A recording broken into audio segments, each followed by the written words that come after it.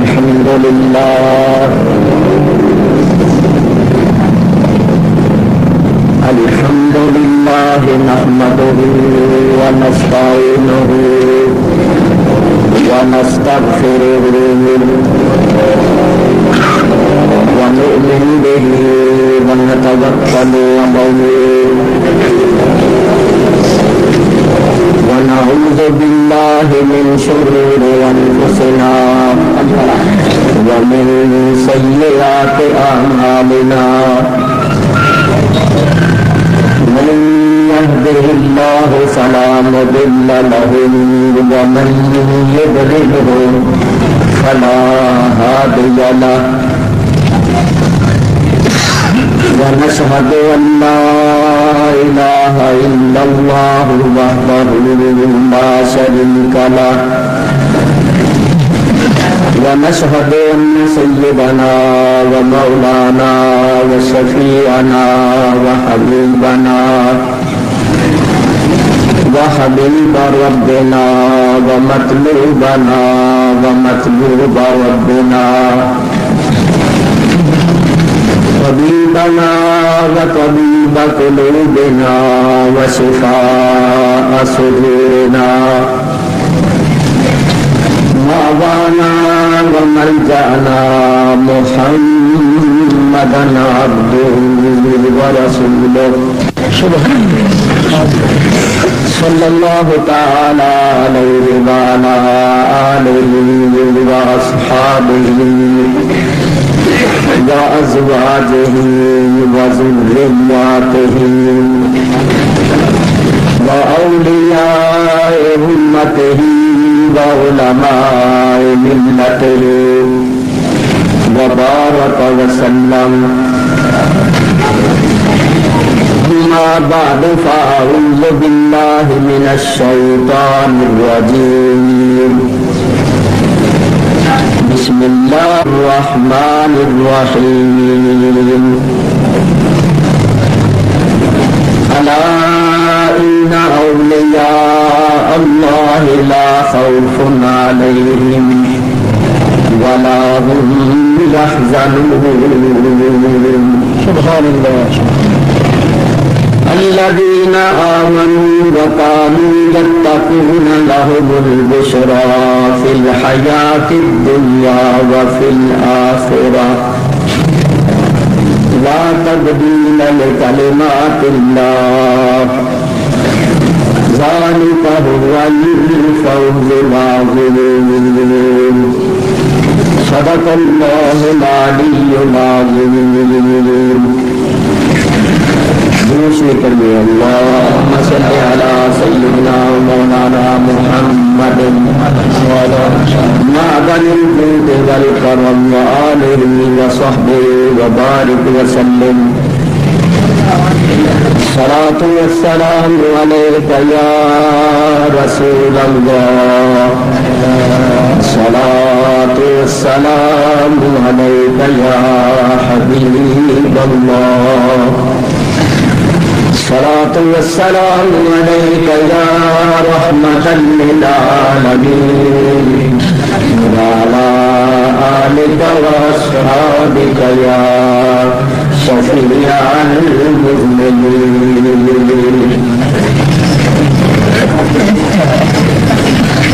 حمد و صلاة کے بعد آپ حضرات کو معلوم ہے یہ جلسہ سلسلہ عظمت و شان اولیاء کرام منعقد ہوا ہے اور اشتہار میں عنوان دیا گیا ہے مقام اولیاء کانفرنس. مطلب یہ ہوا کہ اس جلسے میں اولیاء کرام کا مقام بیان کیا جائے کہ اولیاء کرام کو اللہ تعالیٰ نے کیا مقام اور اور کیا مرتبہ عطا فرمایا ہے۔ سبحان اللہ۔ اسی مناسبت سے میں نے آپ حضرات کے سامنے قرآن کریم کی 3 آیتیں تلاوت کی ہیں۔ ان 3 آیتوں کا لفظی ترجمہ اور چند تفسیری فوائد اپنے شکستہ الفاظ میں پیش کرتا ہوں۔ آپ حضرات بڑے سکون اور اطمینان کے ساتھ تشریف رکھتے ہوئے سنیں۔ وما توفیقی الا باللہ العلی العظیم۔ اللہ تعالیٰ ارشاد فرماتا ہے الا ان اولیاء اللہ لا خوف علیہم ولا هم یحزنون۔ خبردار، بے شک اللہ کے ولیوں پر کوئی خوف نہیں اور نہ وہ غمگین ہوں گے۔ اللہ کے ولی کون ہیں؟ الذین آمنوا وکانوا یتقون۔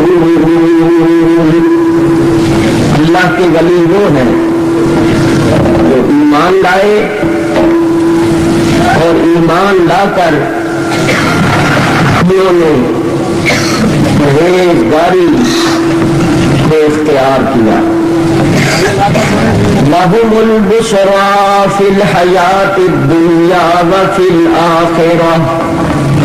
خوشخبری ہے واسطے ان کے دنیا کی زندگی میں اور آخرت میں۔ لا تبدیل لکلمات اللہ، اللہ کی باتیں بدلتی نہیں۔ ذالک هو الفوز العظیم،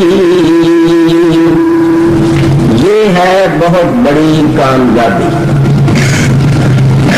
3 آیتوں کا لفظی ترجمہ میں نے آپ حضرات کے سامنے پیش کیا ہے۔ ادنا سا غور کیا جائے تو معلوم ہو جاتا ہے کہ پہلی آیت میں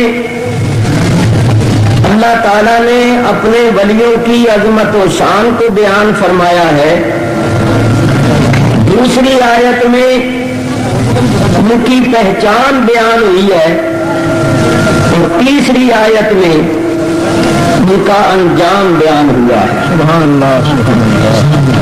اولیاء کرام کی عظمت و شان یہ ہے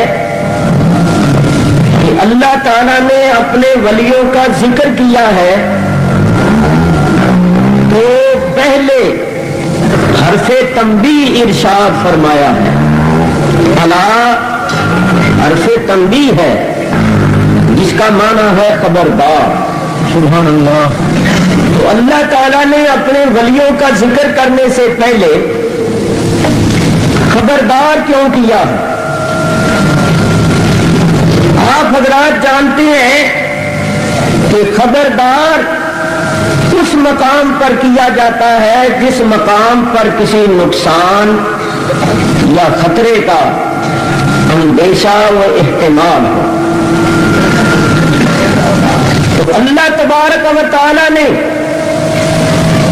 اپنے ولیوں کا ذکر کرنے سے پہلے خبردار کر دیا، تنبیہ فرما دی کہ ہوشیار رہنا، خبردار رہنا، میرے جو دوست ہیں، میرے جو مقرب ہیں، میرے جو پیارے ہیں، ان کی شان میں کسی قسم کی گستاخی اور بے ادبی نہ کرنا، ان کے متعلق کوئی بدگمانی نہ کرنا، ورنہ یاد رکھو تمہارے ایمان کے چلے جانے کا یا روحانی اور ایمانی طور پر تمہیں بہت زیادہ نقصان پہنچنے کا اندیشہ اور خطرہ ہے۔ میرے دوستوں بزرگوں، اللہ تبارک و تعالیٰ نے اپنے ولیوں کا ذکر کرنے سے پہلے خبردار کر دیا۔ اس کی تائید حدیث قدسی سے بھی ہوتی ہے جو صحیح بخاری شریف کے اندر موجود ہے۔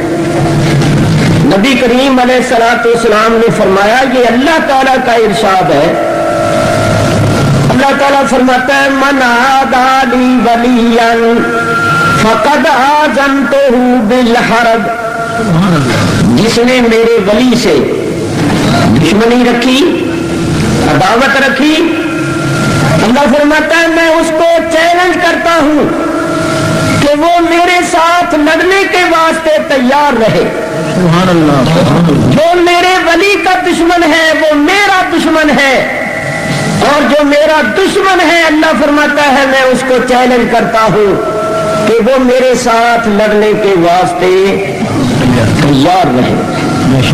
تو اللہ تعالیٰ نے خبردار کیا، تنبیہ فرمائی کہ اے ولیوں کی صحبت میں آنے جانے والوں، ان کا ذکر سننے اور سنانے والوں، ذرا ہوشیار خبردار ہو کے رہنا، ان کی شان میں بے ادبی نہ کرنا، گستاخی نہ کرنا، کیونکہ ان کی شان میں گستاخی کرنے یا بے ادبی کرنے سے ایمان کے برباد اور ضائع ہونے کا خطرہ ہے۔ کیوں؟ کہ یہ اللہ کے دوست ہیں۔ الا ان اولیاء اللہ، اولیاء جمع ہے ولی کی، اور اولیاء مضاف ہے اللہ کی طرف، معنی یہ ہوا اللہ کے دوست، اللہ کے ولی۔ تو یہ اللہ کے ولی ہیں اور اللہ ان کا ولی ہے۔ دوسرے مقام پر ارشاد فرمایا اللہ ولی المتقین، اللہ ولی ہے متقیوں کا۔ ایک مقام پر فرمایا اللہ ولی المؤمنین، اللہ ولی ہے ایمان والوں کا۔ تو یہ ایمان والے بھی ہیں الذین آمنوا وکانوا یتقون، اور متقی بھی ہیں۔ تو نتیجہ یہ نکلا کہ یہ اللہ کے ولی ہیں اور اللہ ان کا ولی ہے۔ یہ اللہ کے دوست ہیں، اللہ ان کا دوست ہے۔ اور ایک مقام پر فرمایا یحبہم ویحبونہ، اللہ تعالیٰ ان سے محبت کرتا ہے اور یہ اللہ سے محبت کرتے ہیں۔ اللہ ان کو محبوب رکھتا ہے اور یہ اللہ کو محبوب رکھتے ہیں۔ ایک مقام پر فرمایا فاذکرونی اذکرکم، تم میرا ذکر کرو میں تمہارا ذکر کروں گا۔ یہ اللہ کا ذکر کرتے ہیں، اللہ ان کا ذکر کرتا ہے۔ اور حضور علیہ الصلوۃ والسلام نے فرمایا من کان للہ کان اللہ لہ، جو اللہ کا ہو جاتا ہے اللہ اس کا ہو جاتا ہے۔ تو نتیجہ کیا نکلا؟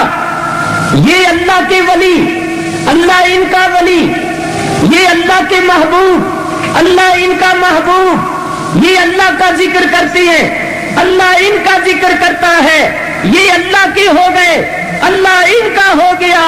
تو جب یہ اللہ کے ہو گئے تو اللہ تعالیٰ نے ان کو اپنی کبریائی کی چادر میں لے لیا اور دو جہانوں میں بے خوف اور بے غم کر دیا۔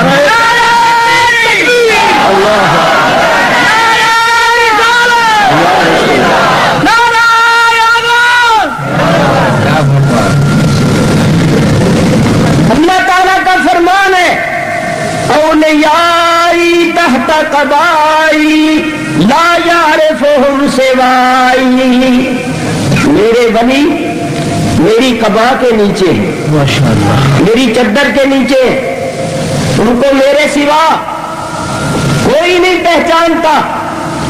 تو اندازہ کرو کہ جو اللہ تعالیٰ کی عظمتوں کی کبریائی کی چادر میں ہیں، جو اللہ تعالیٰ کی عظمتوں کی کبریائی کی چادر کے نیچے ہیں، ان کو دو جہانوں میں کیا خوف اور کیا غم ہو سکتا؟ یہ ان کی عظمت و شان ہے اور ان کی پہچان کیا ہے؟ ولی اللہ کون ہے؟ فرمایا الذین آمنوا وکانوا یتقون، اللہ کے ولی وہ ہیں جو مومن بھی ہیں، متقی پرہیزگار بھی ہیں۔ ان دو جملوں میں اللہ تعالیٰ نے سب کچھ بیان فرما دیا۔ ولی اللہ کے لیے مومن ہونا شرط ہے، متقی ہونا شرط ہے۔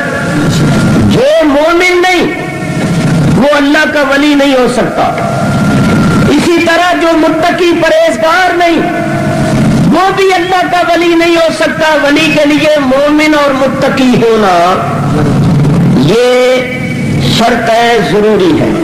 سنو، ایمان نام ہے عقائد کے درست ہونے کا، اور تقوی نام ہے اخلاق اور اعمال کے درست ہونے کا۔ تو مطلب یہ ہوا کہ اللہ کے ولی وہ ہیں جن کے عقیدے بھی درست ہیں اور جن کے اخلاق اور اعمال بھی درست ہیں۔ کوئی بد عقیدہ اللہ کا ولی نہیں ہو سکتا، اسی طرح کوئی بد عمل اللہ کا ولی نہیں ہو سکتا۔ یہ ولی اللہ کی پہچان ہے۔ اس سے کیا فائدہ حاصل ہوا کہ بعض لوگ جو کہتے ہیں نا کہ ہندوؤں میں بھی ولی ہوئے ہیں، سکھوں میں بھی ولی ہوئے ہیں، ہر قوم میں ولی ہوتے ہیں، تو یہ غلط ہے۔ ولی کے لیے مومن ہونا شرط ہے۔ جو مومن نہیں ہے وہ کبھی اللہ کا ولی نہیں ہو سکتا۔ بڑی سیدھی سی بات ہے، جو اللہ کو مانتا ہی نہیں وہ اللہ کا پیارا اور اللہ کا مقرب کیسے ہو سکتا؟ تو ولی کے لیے مومن ہونا ضروری ہے، اور ایمان نام ہے عقائد کے درست ہونے کا۔ چنانچہ مجھے بتاؤ کہ قادیانی کلمہ پڑھتے ہیں یا نہیں؟ ان کی مسجدیں بھی ہیں یا نہیں؟ نمازیں بھی پڑھتے ہیں یا نہیں؟ روزے بھی رکھتے ہیں، زکات بھی دیتے ہیں، چاہے اپنوں کو دیں کسی کو دیں۔ پہلے تو کھلم کھلا حج کرنے جاتے تھے، اب پاکستان سے تو وہ نہیں جا سکتے جن کے متعلق پتہ چل جائے، لیکن جو دوسرے ملکوں میں رہتے ہیں وہاں سے اب بھی وہ کسی نہ کسی طرح چلے جاتے ہیں، تو وہ حج بھی کرتے ہیں، نام بھی ان کے مسلمانوں والے ہی ہیں۔ کوئی گنڈا سنگھ، چنڈا سنگھ، رام لال، موتی راج نہیں ہے، یعنی بظاہر سارے کام وہ مسلمانوں والے کرتے ہیں، لیکن علماء امت نے ان کو بالاتفاق کافر و مرتد قرار دیا، اور قانونی طور پر بھی وہ غیر مسلم قرار دے دیے گئے۔ تو جو بات میں نے کرنی تھی وہ یہ کہ وہ کلمہ بھی پڑھتے ہیں، نمازیں بھی پڑھتے ہیں، روزے بھی رکھتے ہیں، حج بھی کرتے ہیں، زکات بھی دے، سب کرتے ہیں، تو پھر وہ کافر و مرتد کیوں ہے؟ صرف اس لیے کہ ان کا عقیدہ درست نہیں۔ وہ لوگ ختم نبوت عقیدہ ہے یا عمل ہے؟ عقیدہ ہے، وہ ختم نبوت کے منکر ہیں۔ آیت خاتم النبیین کو وہ بھی پڑھتے ہیں اور کہتے ہیں ہم مانتے ہیں، لیکن ترجمے میں ہیر پھیر کرتے ہیں۔ تو یہ ان کا عقیدہ کہ حضور علیہ الصلوۃ والسلام آخری نبی ہیں، یہ درست نہیں۔ تو آپ نے کہا کہ یہ کافر ہیں، تو معلوم ہوا کہ ایمان نام ہے عقیدوں کے درست ہونے کا۔ جس کا عقیدہ درست نہیں، چاہے وہ کلمہ پڑھے، چاہے وہ نماز پڑھے، چاہے وہ روزہ رکھے، چاہے وہ حج کرے، وہ مسلمان نہیں۔ مسلمان وہ ہے جس کے عقیدے درست ہیں۔ تو ایمان نام ہے عقیدوں کے درست ہونے کا۔ میرے بزرگوں اور دوستوں، اللہ فرماتا ہے اللہ کے ولی وہ ہیں جو مومن ہیں، یعنی اللہ کا ولی وہی ہو سکتا ہے جس کے عقیدے درست ہوں۔ سارے عقیدے ٹھیک ہو، ایک عقیدہ بھی گڑبڑ اور خراب ہو تو وہ مومن نہیں رہتا۔ اس واسطے پہلی شرط یہ ہے ولی اللہ کے لیے کہ وہ مومن ہو، یعنی صحیح العقائد ہو، اور دوسری شرط یہ ہے کہ وہ متقی پرہیزگار ہو۔ اس سے یہ معلوم ہوا کہ یہ بھنگ پینے والے، چرس پینے والے، نمازیں چھوڑنے والے، शरीयत और सुन्नत की खिलाफ वर्जी करने वाले कोई मलंग बना हुआ है और कोई कलंदर बना हुआ है, कोई कुछ बना हुआ है, कोई कुछ बना हुआ है, ये अल्लाह के वली नहीं है। अल्लाह के वली के लिए मुत्तकी परहेजगार होना शर्त है। याद रखो, अल्लाह का वली वो है जिसका चलना फिरना उठना बैठना शक्ल सूरत शरीयत और सुन्नत के मुताबिक हो, जिसको देखकर अल्लाह याद आए। जो नबी करीम अलैहिस्सलाम के तरीके के खिलाफ करता है वो कभी अल्लाह तक नहीं पहुंच सकता, कभी अल्लाह का प्यार और अल्लाह का मुकर्रब नहीं बन सकता। क्योंकि खुद कुरान में अल्लाह ताला ने इरशाद फरमाया, मेरे महबूब इन लोगों से कह दो फत्तबिऊनी युहबिबकुमुल्लाह, मेरी इत्तिबा करो, अल्लाह ताला तुमसे मोहब्बत करेगा, अल्लाह तुम्हें अपना महबूब बना लेगा। तो मालूम हुआ कि अल्लाह उन लोगों से मोहब्बत करता है जो नबी करीम की इत्तिबा करते हैं, और जो इत्तिबा नहीं करते बल्कि मुखालिफत करते हैं वो कभी अल्लाह के प्यारे नहीं हो सकते। तो याद रखो, ये जितने लोग हैं भंगी चरसी वगैरह, ये वली अल्लाह नहीं है। हम इनको वली अल्लाह नहीं मानते, हम उनको अल्लाह का वली मानते हैं जो किताब और सुन्नत के मुताबिक अल्लाह तबारक व तआला के वली हैं और जिनका तरीका शरीयत और सुन्नत के मुताबिक है। मौलाना रूम रहमतुल्लाह ताला अलैह ने बड़ा प्यारा शेर फरमाया, फरमाते हैं तौरे शैतान को नदीना मशवली बरवली अस्तलानत बरवली।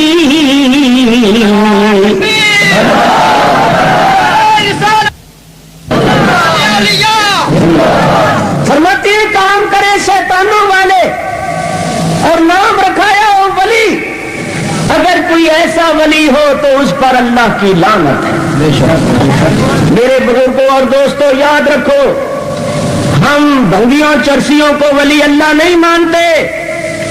हमारे नजदीक वली अल्लाह है सैयदना गौसे आजम ख्वाजा गरीब नवाज अजमेरी, शेखुल इस्लाम वल मुस्लिमीन हजरत बाबा फरीद शकरगंज, इमाम उल औलिया हजरत सैयद अली हजवेरी अल मारूफ हजरत दाता गंज बख्श, इमाम रब्बानी इमाम मुजद्दिद अल फिसानी।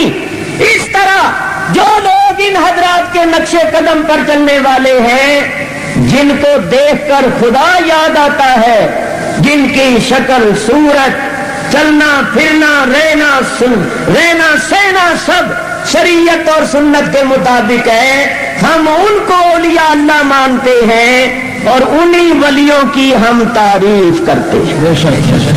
तो ये है औलिया अल्लाह की पहचान। आगे उनका अंजाम बयान होता है। अल्लाह ताला इरशाद फरमाता है, लहुमुल बुशरा फिल हयातिद दुनिया व फिल आखिरह, खुशखबरी है वास्ते उनके दुनिया की जिंदगी में और आखिरत में। अल्लाह ने उनको दोनों जहान में खुशखबरी दी, बशारत दी, और बशारत देकर फरमाया ला तब्दील लिकलिमातिल्लाह,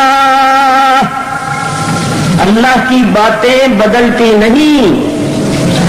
ये खुशखबरी उस अल्लाह की तरफ से है जिसकी बातें बदलती नहीं। ज़ालिका हुवल फौज़ुल अज़ीम, सुभान अल्लाह, ये है बहुत बड़ी कामयाबी।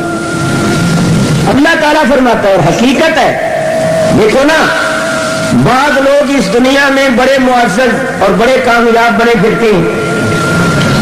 लोग उनको सलाम करते हैं, या तो उनके पास माल और दौलत है या कोई ओहदा और मनसब है, इसकी वजह से वो मुअज़्ज़ज़ बने हुए, मगर उनके अमल अच्छे नहीं, उनका किरदार अच्छा नहीं, वो बुराइयां करती है, बदकारियां करती है। तो बोलो, अगर कोई ऐसा है کہ وہ اس دنیا میں کسی وجہ سے معزز بنا ہوا ہے مگر اس کا عمل اچھا نہیں، وہ آخرت میں ذلیل و خوار ہوگا یا نہیں ہوگا؟ ہوگا۔ کیوں؟ یہاں وہ معزز بنا ہوا ہے مال کی وجہ سے، مال نے یہی رہ جانا ہے۔ یہاں وہ معزز بنا ہوا ہے کسی عہدے کی وجہ سے، عہدہ یہی رہ جانا ہے اور ساتھ لے جائے گا اپنے گناہ، وہاں ذلیل و خوار ہوگا اپنے گناہوں کی وجہ سے۔ ایسے شخص کو اللہ فرمائے گا ذُق اِنَّکَ أَنْتَ الْعَزِیزُ الْکَرِیمُ، آج میرا عذاب چکھ، تو دنیا میں بڑا معزز اور بڑا مکرم بنا پھرتا تھا۔ تو معزز حقیقت میں وہ ہے جو آخرت میں معزز ہے۔ لیکن میرے دوستوں ذرا غور کرنا، جو دنیا میں بھی معزز ہو اور آخرت میں بھی معزز ہو، دنیا میں بھی نیک نام ہو آخرت میں بھی نیک نام ہو، دنیا میں بھی اس کے حصے میں بھلائی آئے اور آخرت میں بھی اس کے حصے میں بھلائی آئے، تو یہ کوئی معمولی نعمت نہیں ہے، یہ کوئی معمولی کامیابی نہیں ہے، بہت بڑی کامیابی ہے۔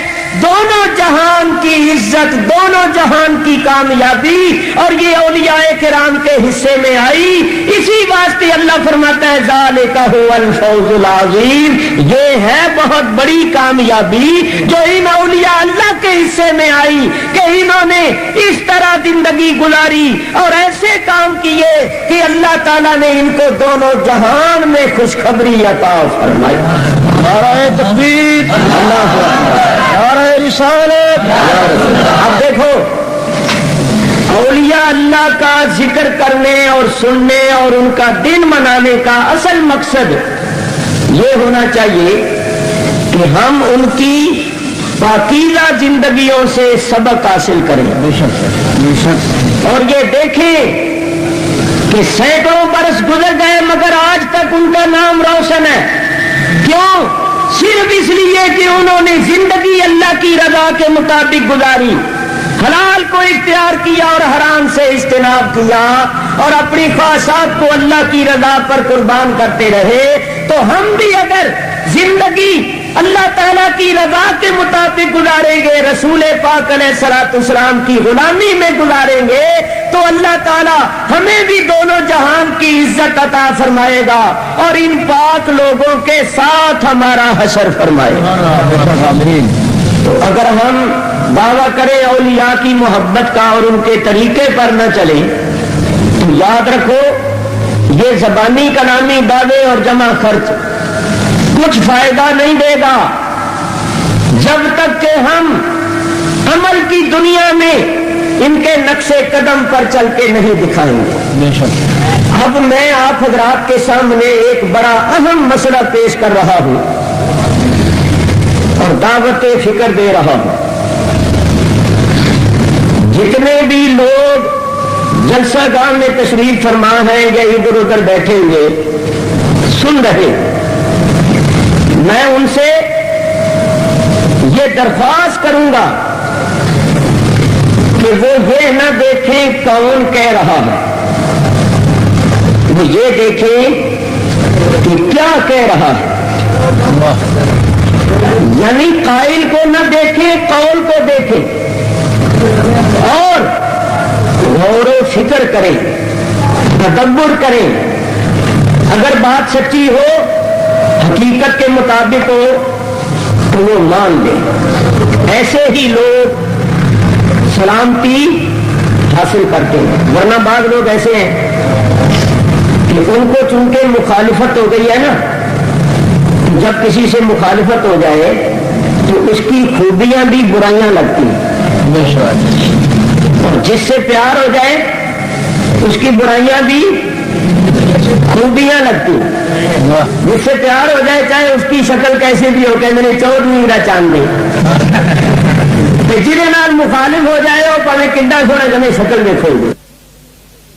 فرشتے بھی آ گئے اور جہنم کے فرشتے بھی آ گئے، وہ کہیں ہم جنت میں لے کے جائیں گے، توبہ کر چکا ہے، دوسرے کہیں نہیں ابھی توبہ نہیں کی کرنے جا رہا ہے، ہم جہنم میں لے کر جائیں گے۔ ہو گئے اختلاف مسئلے پر یا نہیں ہو گئے؟ اب وہ لڑ رہے ہیں، جنت والے کہتے ہیں ہم جنت میں لے کے جائیں گے، جہنم والے کہتے ہیں ہم جہنم میں لے کے جائیں گے۔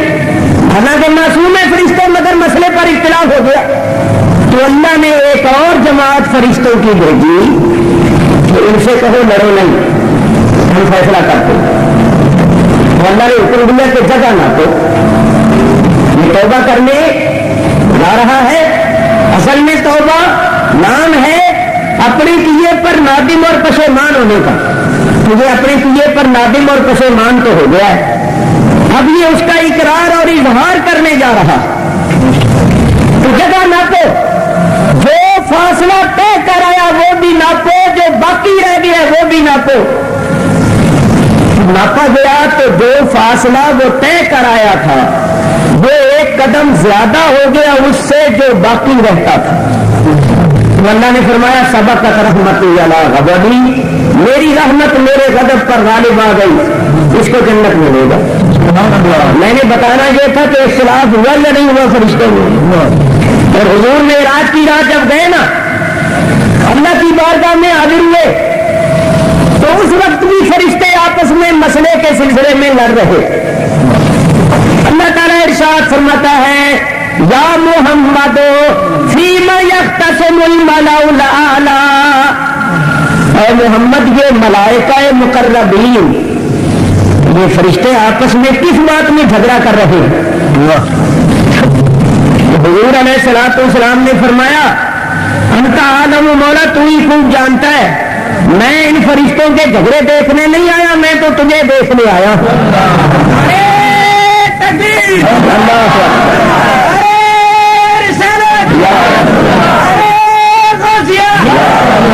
معلوم ہوا کہ اختلاف نوریوں میں معصوموں میں بھی ہو جاتا ہے، یہ ایک فطری امر ہے، اور اگر اختلاف ہونا اللہ کے لیے اللہ کے رسول کے لیے تو یہ اختلاف رحمت ہے، ترقی کا سبب ہے۔ لیکن اگر اختلاف میں ذاتیات آ جائیں، نفسانیت کا دخل ہو جائے اور اس میں تعصب داخل ہو جائے تو پھر وہ رحمت سے زحمت بن جاتا ہے، پھر وہ ترقی کی بجائے بربادی کا باعث بن جاتا ہے۔ آج کل یہی حال ہے اللہ ماشاء اللہ کہ اختلاف جو ہے نا اس کے اندر ذاتیت آ گئی ہے، نفسانیت آ گئی ہے۔ وہ کہتے ہیں چونکہ اکاڑوی نے کہا ہے لہذا نہیں ماننا، اختلاف جو ہو گیا، چونکہ فلانی نے کہا ہے لہذا نہیں ماننا۔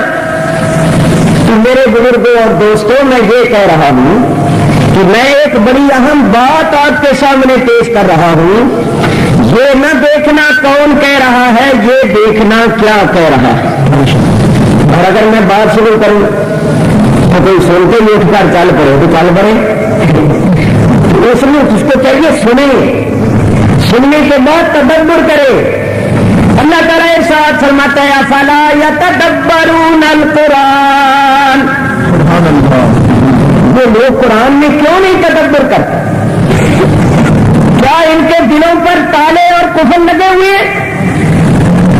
ان کو چاہیے کہ اگر ان کے دلوں پر تالے لگے ہوئے ہیں تو ذرا تالے کھول کر دلوں کو کشادہ کر کے وسیع ظرف ہو کے بات کو سوچیں، غور کریں۔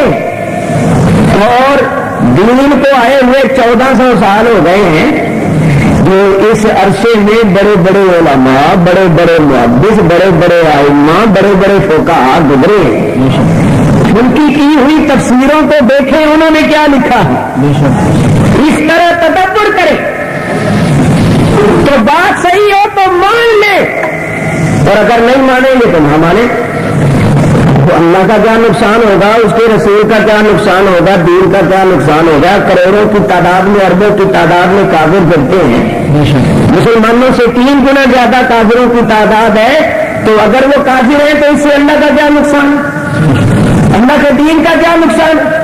جو نہیں مانے گا وہ اپنا ہی نقصان کرے گا، اور جو مانے گا اس کا اپنا فائدہ ہوگا۔ تو غور سے سنو، یہ بڑی اہم بات میں کر رہا ہوں، اور میرا دعویٰ ہے کہ اگر اس بات کو کوئی توجہ سے سنے اور سچے دل سے مان لے تو ہمارے درمیان جو اختلافات اور جھگڑے ہیں بہت سے جھگڑوں کا خاتمہ ہو سکتا ہے۔ تو سنو میرے بزرگوں اور دوستوں، ایک ہے اولیاء اللہ اور ایک ہے من دون اللہ۔ اولیاء اللہ سے مراد ہے اللہ کے برگزیدہ، اللہ کے نیک اور صالحین بندے، اور من دون اللہ سے مراد ہے بت۔ سارے بولو، من دون اللہ سے مراد کون ہے؟ بت۔ گرمجی بولو، بت۔ من دون اللہ سے مراد بت۔ آپ جانتے ہیں کہ ہمارے نبی کریم علیہ الصلوۃ والسلام جب مبعوث ہوئے تھے، اس دنیا میں تشریف لائے تھے، تو لوگ بتوں کی پوجا کرتے تھے۔ بت پرستی کا یہ عالم تھا کہ خانے کعبے میں 360 بت رکھے ہوئے، ہر خاندان قبیلے کے خدا الگ الگ تھے۔ صبح کا خدا الگ، دوپہر کا الگ، شام کا الگ، لڑکا دینے والا الگ، لڑکی دینے والا الگ، چلانے والا الگ، بارشیں برسانے والا الگ، فتح دینے والا الگ، شکست دینے والا الگ، بیڑیاں کرانے والا الگ اور بیڑیاں غرق کرنے والا الگ۔ بعض خدا سونے کے ہوتے تھے، امیروں کے خدا چاندی کے ہوتے تھے، بعضوں کے خدا تانبے پیتل کے ہوتے تھے، بعضوں کے خدا پتھروں کے ہوتے تھے، لکڑی کے ہوتے تھے، مٹی کے ہوتے تھے۔ سفری خدا الگ اور حضری خدا الگ۔ چھوٹے چھوٹے خدا بنا کے یعنی بت بنا کے ان کو جیب میں ڈال لیتے تھے اور سفر کرتے تھے، جہاں کہیں پوجا کرنے کو دل آیا خدا جیب سے نکالا آگے رکھا اور تھوڑی دیر پوجا پاٹ کی، خدا جیب میں بندہ پھر جا رہا۔ قرآن سے بات سننا، لوگ بتوں کو معبود مانتے تھے، ان کو لائق عبادت سمجھتے تھے، اور لائق عبادت سمجھ کر، معبود مان کر لوگ ان کو پکارتے تھے، ان کو اپنا حاجت روا مشکل کشا سمجھتے، ان کو نفع و نقصان کا مالک سمجھتے تھے، ان کے نام کی نظر و نیاز کرتے تھے، انہیں کا نام لے کر جانور ذبح کرتے تھے۔ تو اللہ تبارک و تعالیٰ نے ان بتوں کے بارے میں قرآن میں آیتیں اتاری اور بتوں کے لیے لفظ ارشاد فرمایا من دون اللہ۔ بولو، بتوں کے لیے اللہ نے کیا لفظ ارشاد فرمایا؟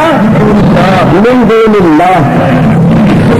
اللہ تبارک و تعالیٰ نے ارشاد فرمایا کہ یہ من دون اللہ یعنی بت جو ہیں ان کو مت پکارو، یہ تمہاری پکار نہیں سنتے، چاہے تم ان کے سامنے چیختے چلاتے رہو، یہ تمہاری آواز کو نہیں سنتے۔ اللہ فرماتا ہے یہ تمہارے حاجت روا مشکل کشا نہیں ہو سکتے، کیونکہ ان کی حالت تو یہ ہے کہ یہ سارے کے سارے مل جائیں، ایک مکھی نہیں بنا سکتے۔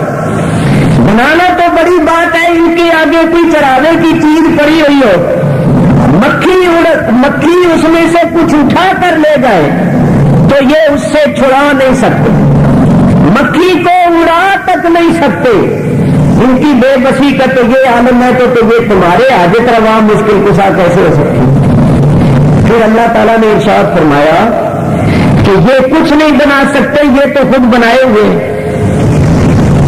تو تم ان کو اس خدا کا ہمسر، اس خدا کے برابر سمجھتے ہو اور اس خدا کا شریک ٹھہراتے ہو جس نے آسمانوں اور زمینوں کو پیدا کیا، جس کے ہاتھ میں ساری کائنات کا نظام ہے، تو تم کس قدر بے عقل ہو، کس قدر ناسمجھ ہو۔ تو اللہ تعالیٰ نے ان بتوں کے بارے میں آیتیں اتاری اور بتوں کے لیے لفظ ارشاد فرمایا من دون اللہ۔ اب مصیبت یہ ہو گئی ہے کہ یہ 14ویں صدی میں ایسے مولوی پیدا ہو گئے ہیں کہ وہ آیتیں جو بتوں کے بارے میں اتری ہے نا من دون اللہ والی، انہی آیتوں کو لکھ کے، انہی آیتوں کو پڑھ کے نبیوں اور ولیوں پر چسپاں کرتے رہتے ہیں۔ نبی ولی کچھ نہیں کر سکتے، ان کو کوئی اختیار نہیں ہے، یہ کسی کو نفع نقصان نہیں پہنچا سکتے، ان کو کوئی قدرت نہیں، ان کو کوئی اختیار نہیں، یہ سارے مل جائے تو ایک مکھنی نہیں بنا سکتے. میں آپ کو اللہ کی قسم دیتا ہوں جس اللہ پر آپ ایمان رکھتے ہیں اور انصاف کا واسطہ دیتا ہوں کہ اللہ آیت اتارے بت کے بارے میں اور اس کو لگا دیا جائے نبی اور ولی پر، کہ یہ انصاف ہے یا ظلم ہے؟ ظلم ہے یہ ظلم، کیونکہ ظلم کی تعریف ہی نہیں. یہاں علماء بیٹھے ہوئے، ظلم کی تعریف کیا ہے؟ وضع الشیء فی غیر محلہ، چیز کو، شے کو اس کے محل اور مقام کے سوا رکھنا یہ ظلم ہے، اور جو اس کا محل اور مقام ہے اسی پر رکھنا یہ عدل ہے. مثلا جرم کرے کوئی، سزا دے دی جائے کسی اور کو، تو یہ کیا ہو گیا؟ ظلم. جس نے سزا کی ہے، جس نے جرم کیا ہے اسی کو ہی سزا دی جائے تو یہ عدل ہے. محنت کرے کوئی، مزدوری دے دی جائے کسی اور کو، یہ ظلم ہے، اور جس نے محنت کی ہے اسی کو مزدوری دی جائے تو یہ عدل ہے. تو اللہ آیت اتارے بت کے بارے میں تو اس کو بت پر لگایا جائے تو یہ عدل ہے، اور اگر نبی ولی پر لگایا جائے تو یہ ظلم ہے. اور اللہ جانتا تھا کہ ایسے ظالم بھی پیدا ہوں گے، تو اللہ نے پہلے ہی فرما دیا. اللہ تعالیٰ ارشاد فرماتا ہے وَنُنَزِّلُ مِنَ الْقُرْآنِ مَا هُوَ شِفَاءٌ وَرَحْمَةٌ لِّلْمُؤْمِنِينَ وَلَا يَزِيدُ الظَّالِمِينَ إِلَّا خَسَارًا. اللہ فرماتا ہے ہم جو قرآن اتار رہے ہیں یہ قرآن مومنوں کے واسطے تو رحمت اور شفا ہے، لیکن وَلَا يَزِيدُ الظَّالِمِينَ، اور یہ قرآن نہیں زیادہ کرتا واسطے ظالموں کے، الا خسارا، مگر خسارے.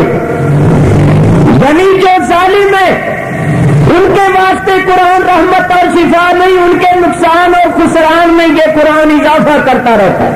ارے تکبیر،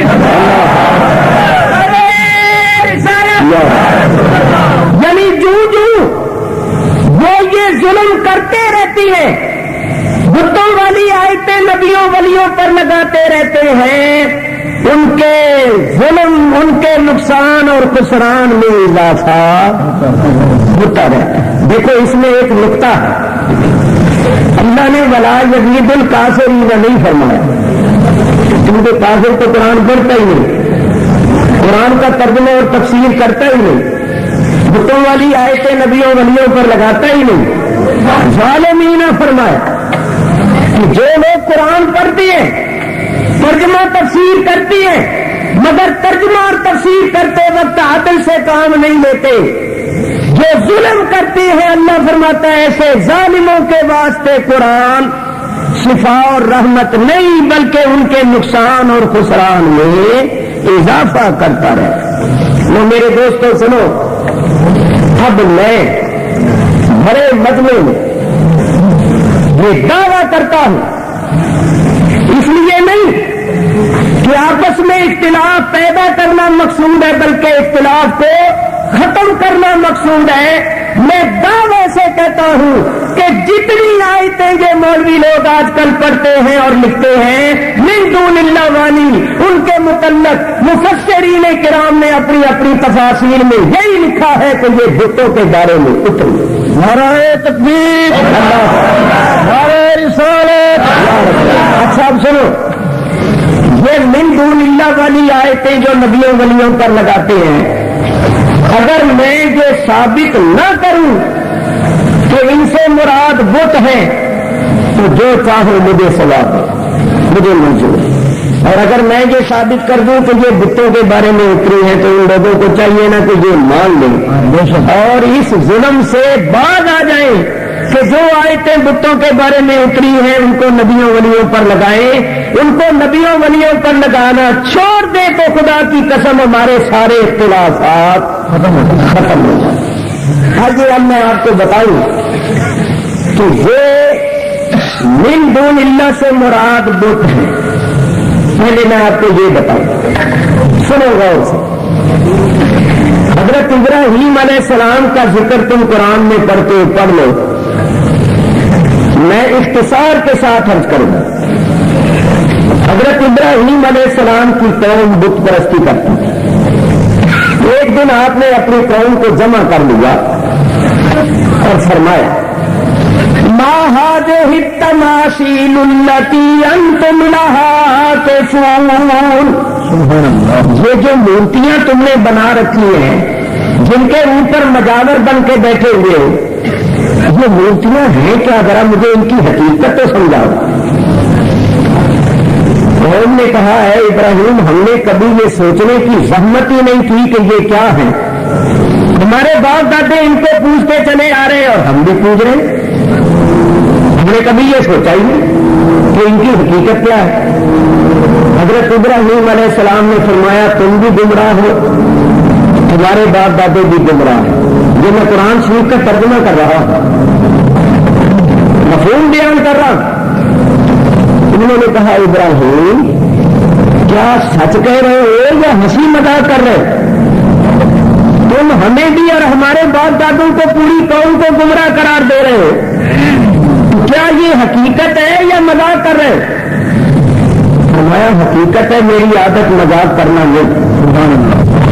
انہوں نے کہا اچھا پھر اگر یہ ہمارے خدا نہیں تو کون ہمارا خدا ہے؟ آپ نے فرمایا بل ربکم رب السماوات والارض الذی فطرہن. تمہارا رب تو وہ ہے جس نے آسمانوں اور زمینوں کو پیدا کیا. یہ تمہارے رب نہیں ہے, یہ تو سارے کے سارے مل جائیں تو ایک مکھی بھی نہیں بنا سکتے. یہ نہیں ہے تمہارے رب.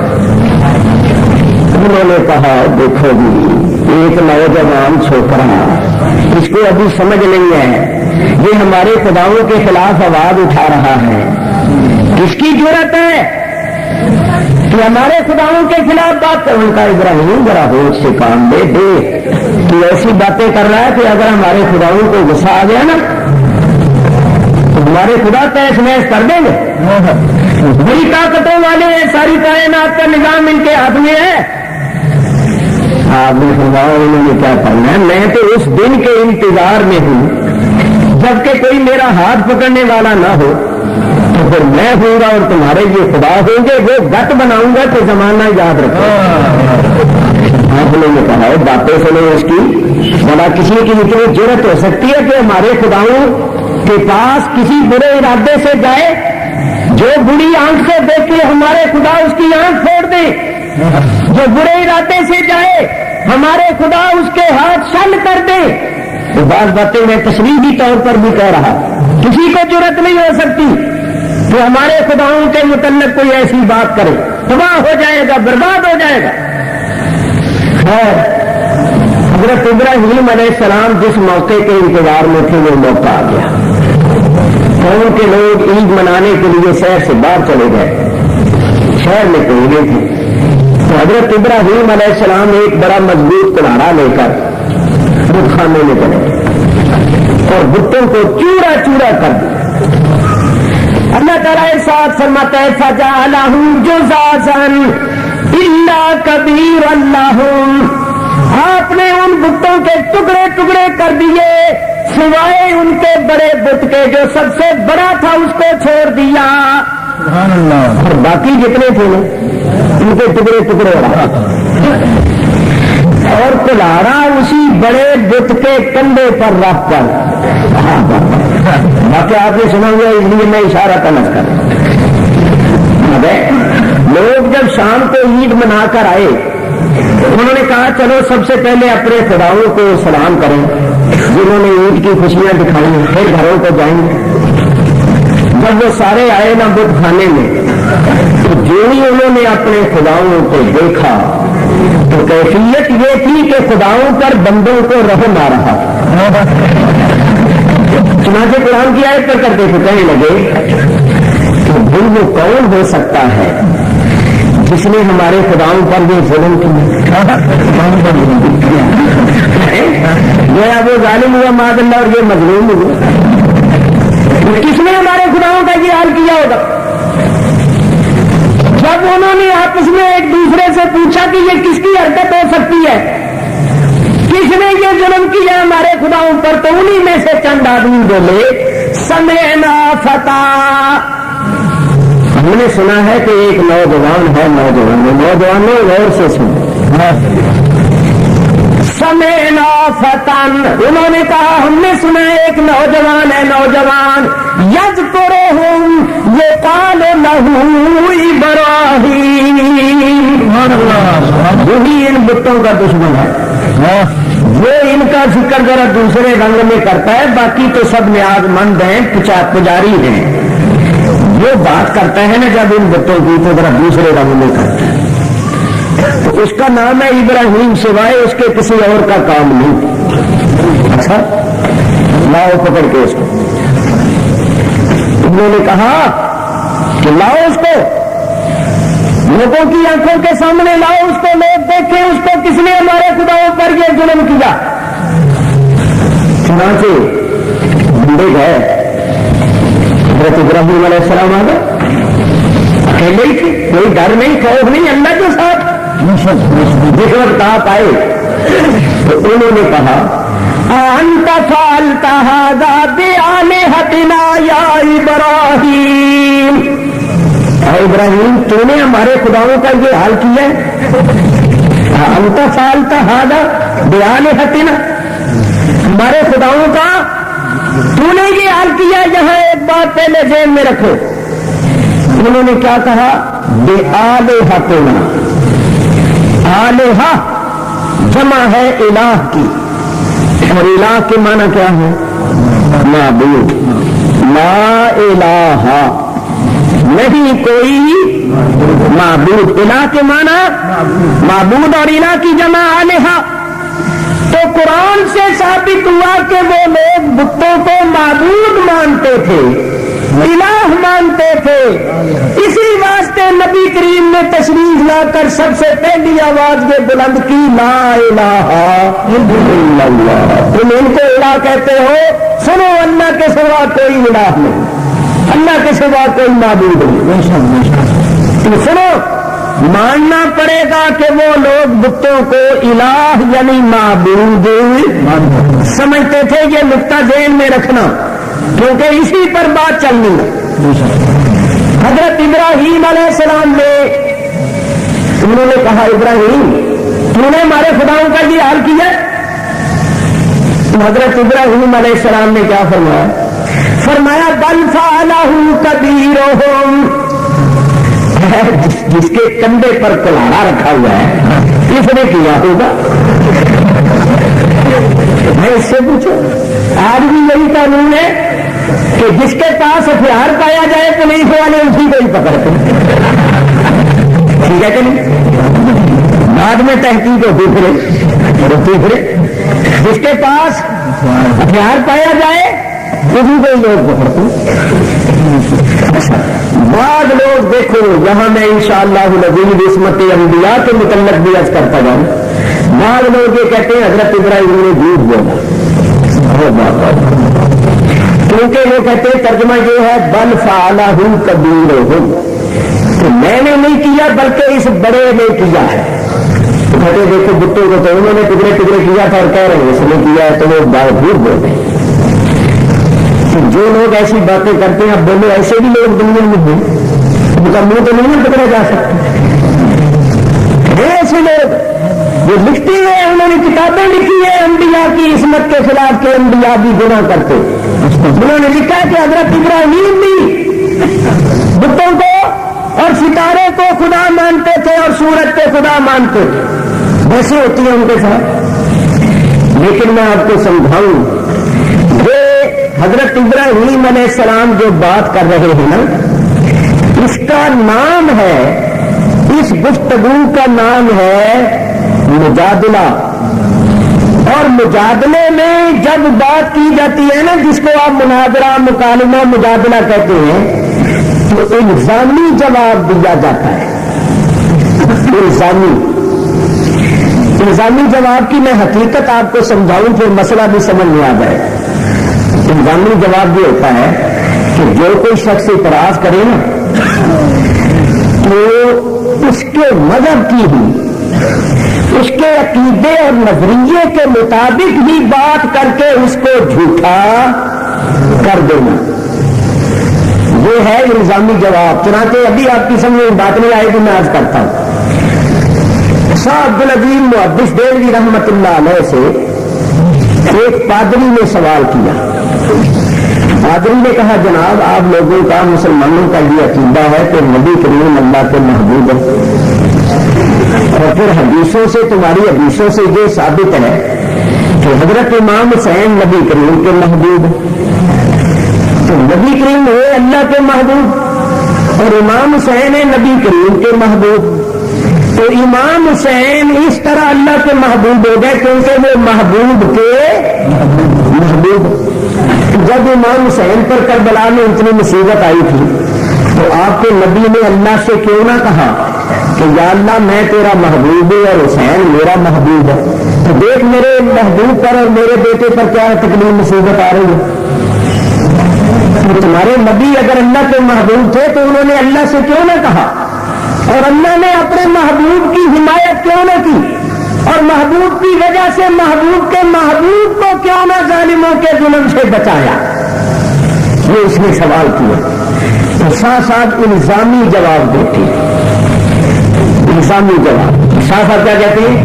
شاہ صاحب کہتے ہیں پادری صاحب ہمارے نبی کریم نے اللہ سے کہا تھا کہ یا اللہ دیکھ میرے محبوب پر کیا گزر رہی، میں تیرا محبوب اور حسین میرا محبوب، تو تیرے محبوب کے محبوب پر دیکھ کیا گزر رہی ہے۔ تو اللہ نے جواب دیا تھا کہ میرے محبوب تو میرا محبوب حسین تیرا محبوب، یہ تو دور کا رشتہ ہے، یہاں تو لوگوں نے میرے بیٹے کو سولی چڑھا دیا، میں وہاں کچھ نہیں کر سکا،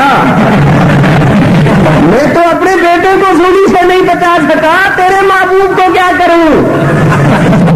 اس کو کہتے ہیں الزامی جواب۔ یعنی شاہ صاحب کا اپنا جو عقیدہ نہیں تھا، کیونکہ عیسائیوں کا یہ عقیدہ ہے کہ حضرت عیسیٰ علیہ السلام کو لوگوں نے سولی چڑھا دیا، اور ساتھ وہ یہ کہتے ہیں کہ عیسیٰ علیہ السلام خدا کے بیٹے ہیں، تو شاہ صاحب نے ان کے نظریے کے مطابق جواب دے کر ان کو لاجواب کر دیا کہ بھائی تم ایک طرف تو عیسیٰ علیہ السلام کو خدا کا بیٹا کہتے ہو، دوسری طرف کہتے ہو دشمنوں نے ان کو سولی چڑھا دیا، تو اللہ نے جواب دیا کہ میرے محبوب یہاں تو لوگوں نے میرے بیٹے کو سولی چڑھا دیا، میں بیٹے کو نہیں بچا سکا، تو یہ تو دور کا معاملہ ہے کہ تو میرا محبوب ہے اور آگے تو سمجھے آپ، میں پڑھے لکھے نوجوانوں کو دعوت فکر دے رہا ہوں، سمجھو اس کو کیا کہتے ہیں؟ الزامی جواب، یعنی جس سے گفتگو ہو اس کے مذہب اور نظریے کے مطابق بات کر کے اس کو جھوٹا کر دے۔ جیسا کہ اب ہم سے کوئی کہتا ہے کہ جی اللہ کے سوا کسی اور سے مدد مانگنا شرک ہے، ہم کہتے ہیں اگر شرک ہے تو مولوی محمد قاسم صاحب نانوتوی بانی مدرسہ دیوبند حضور کی بارگاہ میں یہ عرض کرتے ہیں مدد کر اے کرم احمدی کے تیرے سوا، نہیں ہے قاسم بے کس کا کوئی حامی کا، یا رسول اللہ میری مدد کیجیے، آپ کے سوا اور میرا کوئی حامی مددگار نہیں۔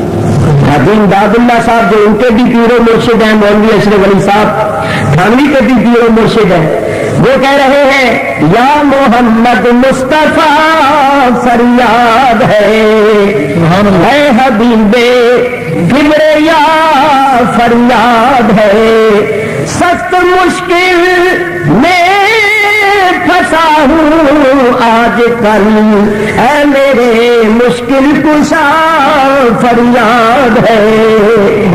تو یہ پیش کر کے ہم پھر ان سے پوچھیں گے کہ اگر اللہ کے سوا کسی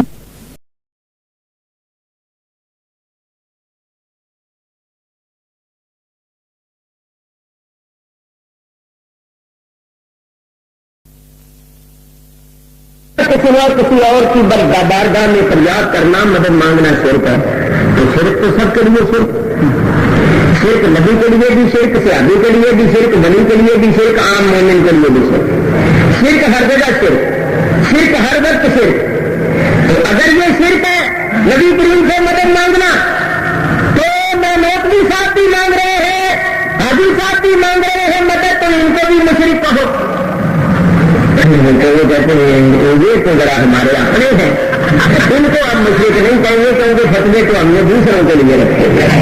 इसको कहते हैं इल्जामी जवाब, यानी हम ज्यादा तहकीक तफसील में नहीं पढ़ते, उनके बुजुर्गों की बात करके उनको लाजवाब कर देते। इसको क्या कहते हैं?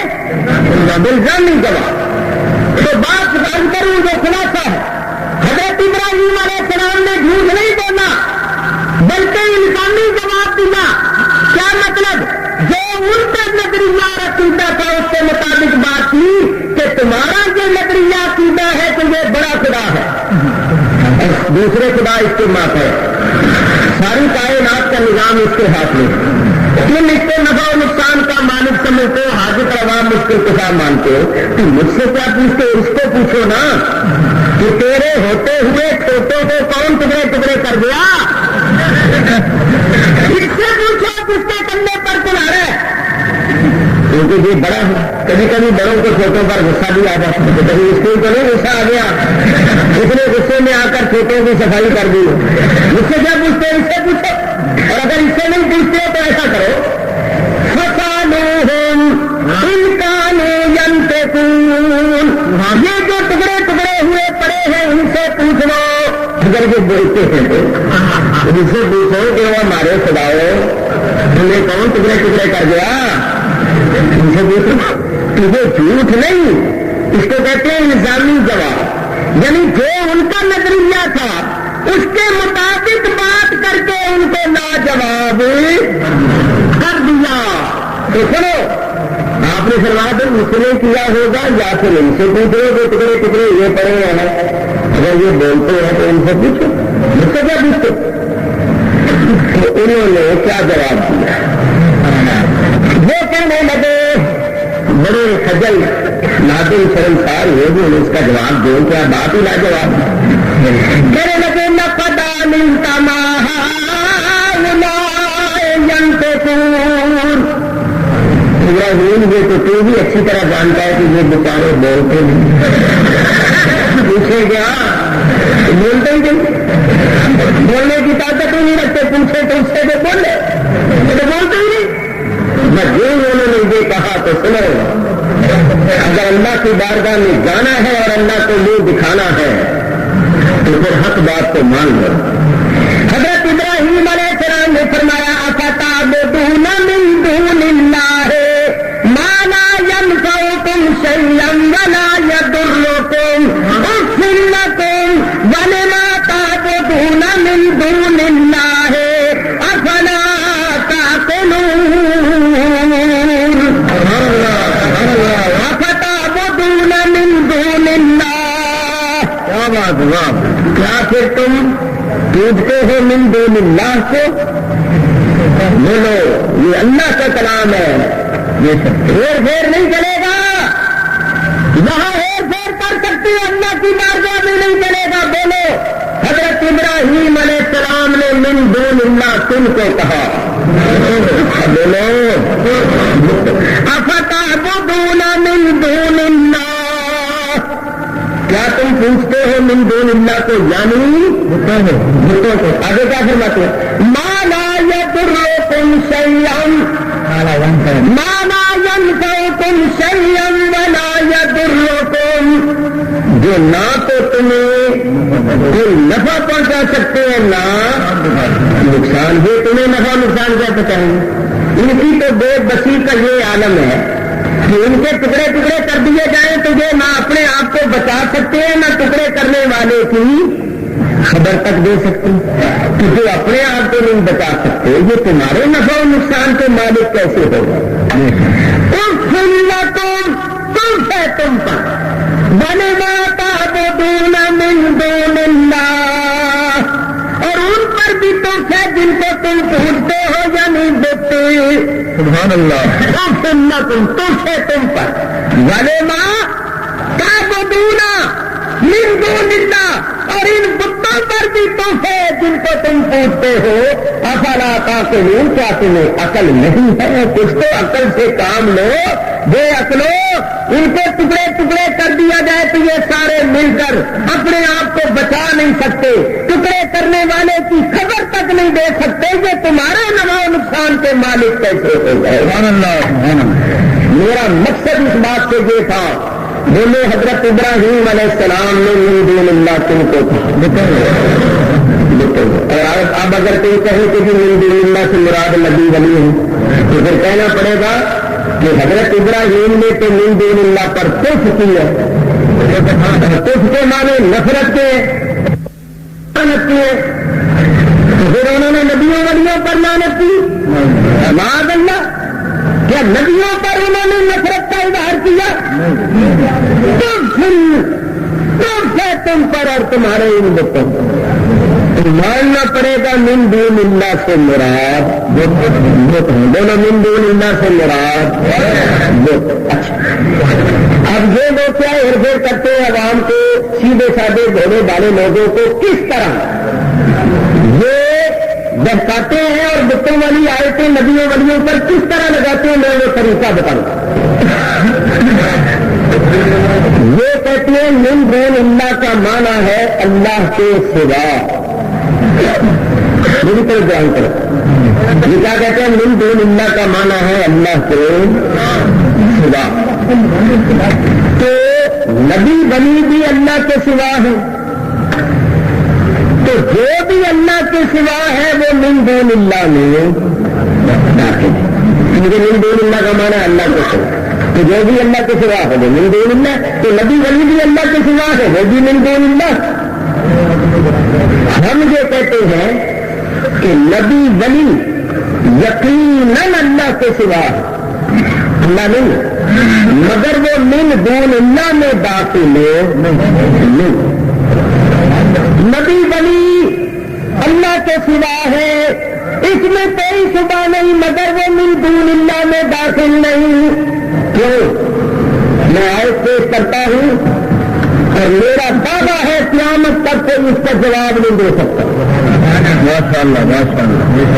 اللہ کے فضل و کرم سے قرآن غور سے پڑھا ہوا ہے، استادوں سے پڑھا ہوا ہے، تحقیق کی بات ہے۔ سنو توجہ، میں نے کیا دعویٰ کیا کہ نبی ولی من دون اللہ میں داخل نہیں، دلیل سنو۔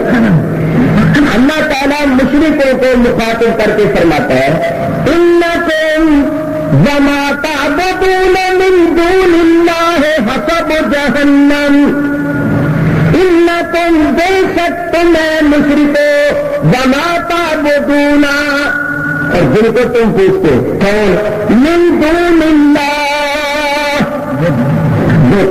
حسب جہنم، یہ سب جہنم۔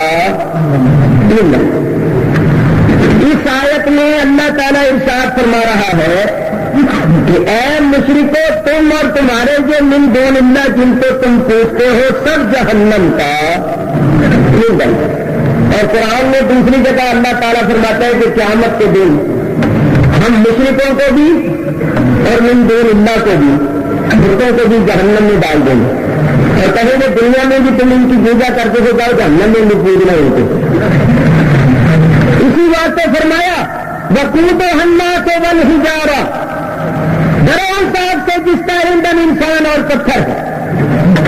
غور سے چلو میرے دوستو، توجہ ادھر رکھو، مٹھائی تمہیں مل جائے گی، یہ غلط ہے طریقہ، یوں کرنا چاہیے، بڑا اہم مسئلہ ہے نا۔ اس وقت توجہ 1% بھی کسی اور طرف نہیں ہونی چاہیے۔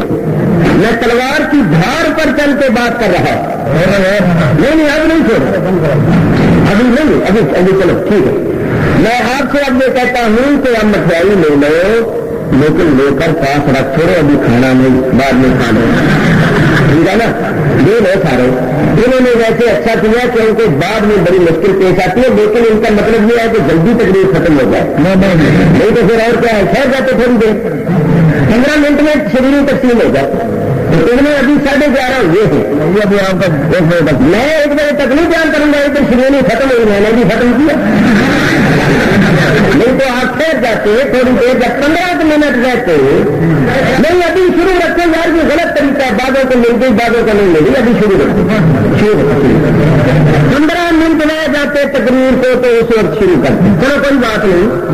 ابھی مقصد یہ ہے کہ جو ہے نا بات میری اس کو توجہ سے سنو. جب درمیان میں سلسلہ منقطع ہو جاتا ہے تو بات میں لطف نہیں رہتا.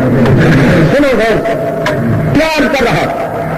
اللہ تعالیٰ ارشاد فرماتا ہے انکم وما تعبدون من دون اللہ، بے شک تم مشرک اور وہ جن کو تم پوجتے ہو، یعنی من دون اللہ، حسب جہنم، جہنم کا ایندھن ہے. میں سب دوستوں کو جو ہمارے خطبے کے ہیں، جو ہم سے اختلاف رکھتے ہیں، سب کو دعوت فکر دے رہا ہوں کہ خدا کے لیے سوچو، آخر اللہ کے حضور جانا اور جواب دینا. اس آیت میں اللہ نے فرمایا ہے یا نہیں کہ من دون اللہ جہنم کا ایندھن ہے؟ سن لو، انکم وما تعبدون من دون اللہ حسب جہنم، بے شک ہے مشرکو تم اور تمہارے من دون اللہ جہنم کا ایندھن ہے. خدا کے لیے اب انصاف کرو. اگر نبیوں ولیوں کو من دون اللہ میں داخل کیا جائے تو من دون اللہ تو جہنم کا ایندھن ہو سکتے. پھر نبی ولی بھی جہنم کا ایندھن بنیں گے یا نہیں بنیں گے؟ تو جو نبیوں ولیوں کو جہنم کا ایندھن بنائے گا وہ تو جہنم کا ایندھن نہیں ہے، بنانے والا ضرور جہنم کا ایندھن بن جائے گا. تو ماننا پڑے گا کہ نبی ولی من دون اللہ میں داخل نہیں، اس لیے کہ من دون اللہ جہنم کا ایندھن ہے اور نبی ولی ہرگز جہنم میں نہیں جائیں گے. نبیوں کی تو بڑی شان ہے. اولیاء اللہ کے متعلق تم سن چکے ہو، لا خوف علیہم ولا هم يحزنون اور لهم البشرى فی الحیات الدنیا وفی الآخرہ. ان کو تو دونوں جہان میں خوشخبری مل چکی ہے، وہ تو جنت میں جائیں گے اور من دون اللہ جہنم کا ایندھن ہے. لہذا ماننا پڑے گا کہ من دون اللہ بت ہے، نبی ولی من دون اللہ میں داخل نہیں. ایک آیت دوسری آیت سنو، دوسری آیت سنو، بیان کرو. ایک طرف اللہ تھا اور ایک طرف جو بتوں کو جو خدا بنایا گیا تھا وہ، تو لوگ اللہ کے مقابلے میں بتوں کو پوچھتے تھے. تو اللہ تبارک و تعالیٰ نے ارشاد فرمایا، اللہ تعالیٰ ارشاد فرماتا ہے ذالک بأن اللہ هو الحق وأن ما يدعون من دونه هو الباطل. یہ اس لیے ہے کہ بے شک اللہ تعالیٰ جو ہے وہ تو برحق ذات ہے. وَأَنَّ مَا يَدْعُونَ مِن دُونِهِ، اور وہ جن کو یہ پکارتے ہیں هو الباطل، وہ باطل ہے. تو اگر من دون اللہ میں نبیوں ولیوں کو داخل کیا جائے تو اللہ فرماتا ہے کہ من دون اللہ باطل ہے. اگر نبیوں ولیوں کو من دون اللہ میں داخل کیا جائے تو وہ باطل قرار پاتے ہیں. تو میں پوچھتا ہوں کہ نبی ولی حق ہے یا باطل ہے؟ جو ان کو باطل قرار دے وہ خود باطل ہے یا نہیں ہے؟ ماننا پڑے گا کہ نبی ولی من دون اللہ میں داخل نہیں. ایک اور دلیل پیش کرتا ہوں، یہ تقریر نہیں بلکہ قرآن شریف کا درس سمجھو. میں سے سنو، قرآن میں اختلاف نہیں. قرآن میں اختلاف ہے، آزاد بیانی ہے.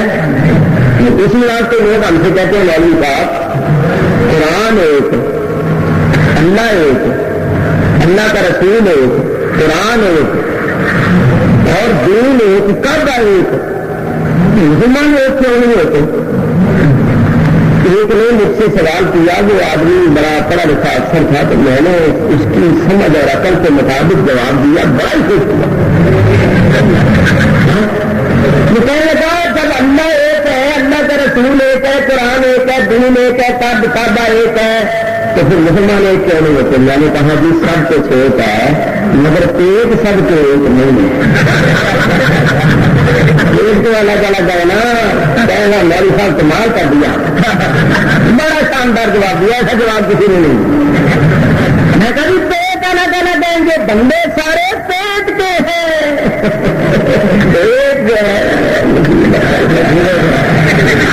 پیٹ نہیں پیش جانے دیتا، پیٹ تو ایک نہیں ہے نا سب کا. اور میں بتاؤں مسلمان ایک کیوں نہیں ہوتے؟ مسلمان اس لیے ایک نہیں ہوتے، حالانکہ آپ جانتے ہیں پڑھتے سارے ہی قرآن، ادھر آئے تو یہ بھی قرآن، ادھر جائے گا بھی قرآن، ادھر جائے گا بھی قرآن. آپ چکر نہیں کریں گے کہ چیز مصیبت پہ گئے پڑھتے سارے قرآن ہیں. کس کو سچا سمجھیں کس کو جھوٹا سمجھیں؟ تو میں آپ کو ایمانداری کی بات ہے آج دیانتداری کے ساتھ یہ مسئلہ بتا رہا ہوں، تاکہ کل قیامت کے دن آپ یہ نہ کہہ سکیں کہ یا اللہ ہمیں کسی نے بتایا.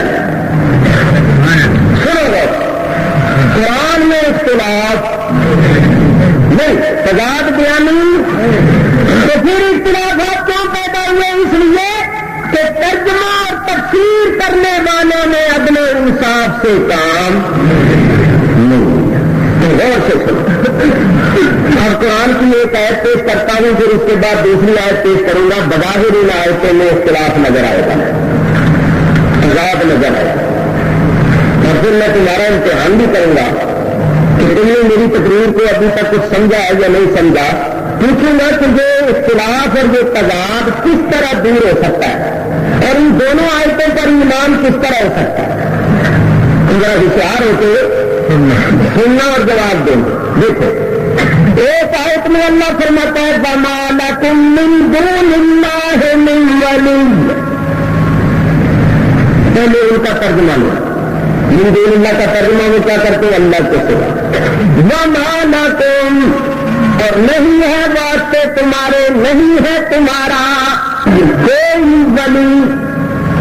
مطلب یہ نکالا جائے گا اللہ کے سوا تمہارا کوئی ولی نہیں، اللہ کے سوا تمہارا کوئی مددگار نہیں، اللہ کے سوا تمہارا کوئی ولی نہیں. اس آیت نے یہ بتایا ان کے ترجمے کے مطابق کہ اللہ کے سوا ہمارا کوئی ولی نہیں. اس آیت پر اگر اسی طرح ایمان رکھیں اور یہ عقیدہ رکھیں کہ اللہ کے سوا ہمارا کوئی ولی نہیں، تو آپ دوسری آیت سنو. اللہ تعالیٰ ارشاد فرماتا ہے انما ولیکم اللہ ورسولہ والذین آمنوا الذین یقیمون الصلاۃ ویؤتون الزکاۃ وهم راکعون.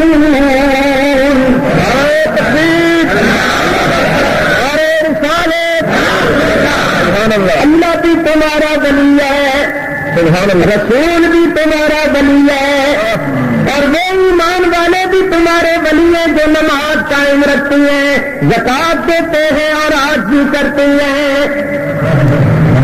پہلی آیت میں فرمایا اللہ کے سوا تمہارا کوئی ولی نہیں.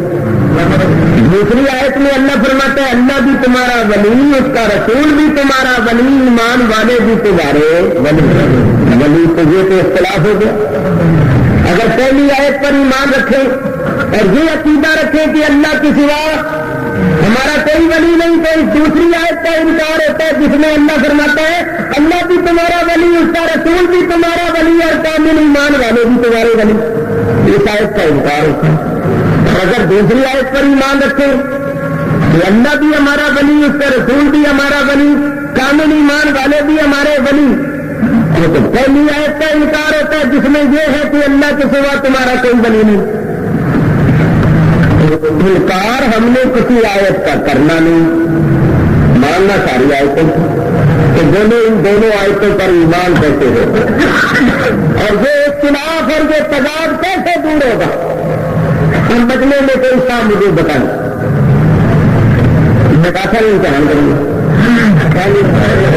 ہاں اب آپ یہ بچے سے پوچھتے اس لیے کہ من دون اللہ تم آپ بھی آیت میں من دون اللہ صاحب اللہ تعالیٰ اس بچے کی عمر دراز کرے، اس کو نیک کرے، ماں باپ کے لیے خوشی اور مسرت کا باعث بنائے. دیکھو اختلاف کیسے ختم ہوگا جب ترجمہ عدل سے کرو. عدل کرو. پہلی آیت میں من دون اللہ کا لفظ ہے. اللہ فرماتا ہے ما لکم من دون اللہ من ولی.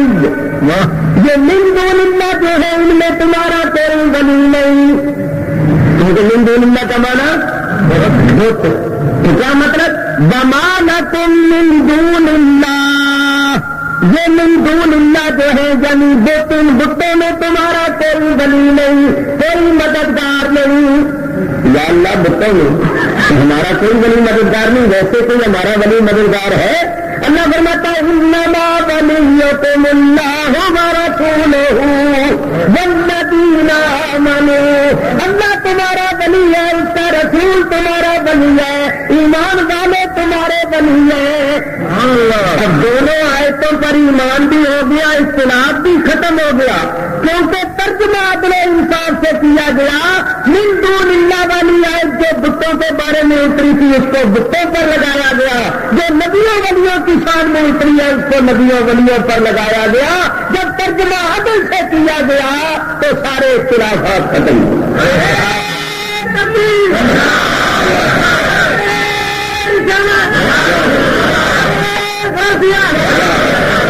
ہم مولوی آتے قرآن پڑھتے من دون اللہ ولا تدعوا من دون اللہ يدعون من دون اللہ تدعون من دون اللہ من دون اللہ۔ اور لوگ سمجھ جائیں مولوی صاحب ہے یہ پرداری ہے، قرآن پڑھ دیا ہے تو پھنس جاتے، لیکن ان کو کیا پتا ہے کہ مولوی صاحب تصویر کا ایک رخ پیش کر رہے ہیں اور ایک منہ پیش کر رہے ہیں۔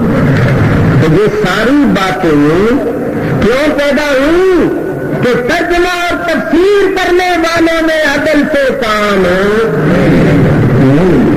اس واسطے اختلافات پیدا ہوئے۔ آگے ہم نے ایک بات عرض کروں، اگر آپ غور سے سنیں گے انشاءاللہ بہت فائدہ ہوگا۔ ہم لوگ کہتے ہیں یا رسول اللہ، یہ لوگ نہیں کہتے، یہ کہتے ہیں یا رسول اللہ کہنا شرک ہے۔ ہم کہتے ہیں بھائی کہاں لکھا ہوا شرک ہے؟ کہتے ہیں قرآن میں۔ کہاں لکھا ہے قرآن؟ فوراً آیت کرو وَلَا تَدْعُ مِن دُونِ اللَّهِ مَا لَا يَنفَعُكَ شَيْئًا وَلَا يَضُرُّكَ وَلَا تَدْعُ مِن دُونِ اللَّهِ، اللہ کے سوا کسی کو مت پکار، اللہ کے سوا تمہیں کوئی نفع نقصان نہیں پہنچا سکتا، اللہ کے سوا کسی کو مت پکارو۔ آیت پڑھ کے کہیں گے دیکھو اللہ فرماتا ہے اللہ کے سوا کسی کو مت پکارو۔ لوگ یا رسول اللہ کہتے ہیں، یا علی کہتے ہیں، یا غوث کہتے ہیں، اور اللہ فرماتا ہے میرے سوا کسی کو مت پکارو۔ آیت پر سننے والے کہیں گے کہ دیکھو جی قرآن میں جب اللہ فرماتا ہے تو میرے سوا کسی کو مت پکارو تو پھر ہمیں نہیں پکارنا چاہیے، باقی غیر اللہ کو پکارنا شرک ہے۔ وَلَا تَدْعُ مِن دُونِ اللَّهِ مَا لَا يَنفَعُكَ شَيْئًا وَلَا يَضُرُّكَ۔ آگے کیا ہے؟ فَإِنْ فَعَلْتَ فَإِنَّكَ إِذًا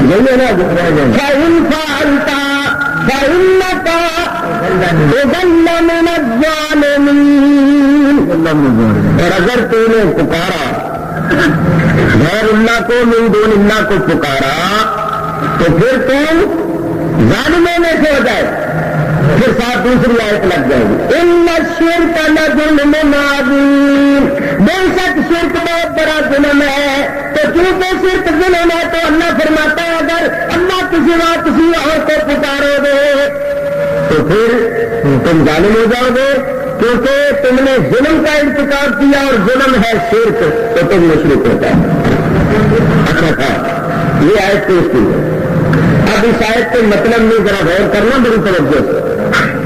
بولو اس آیت میں زندے یا مردے یا قریب یا بعید کا کوئی سوال ہے؟ اللہ نے یہ فرمایا ہے کہ زندے کو پکارو مردے کو نہ پکارو، یہ فرمایا جو قریب بیٹھے ہیں ان کو پکار لو، دور والوں کو نہ پکارو۔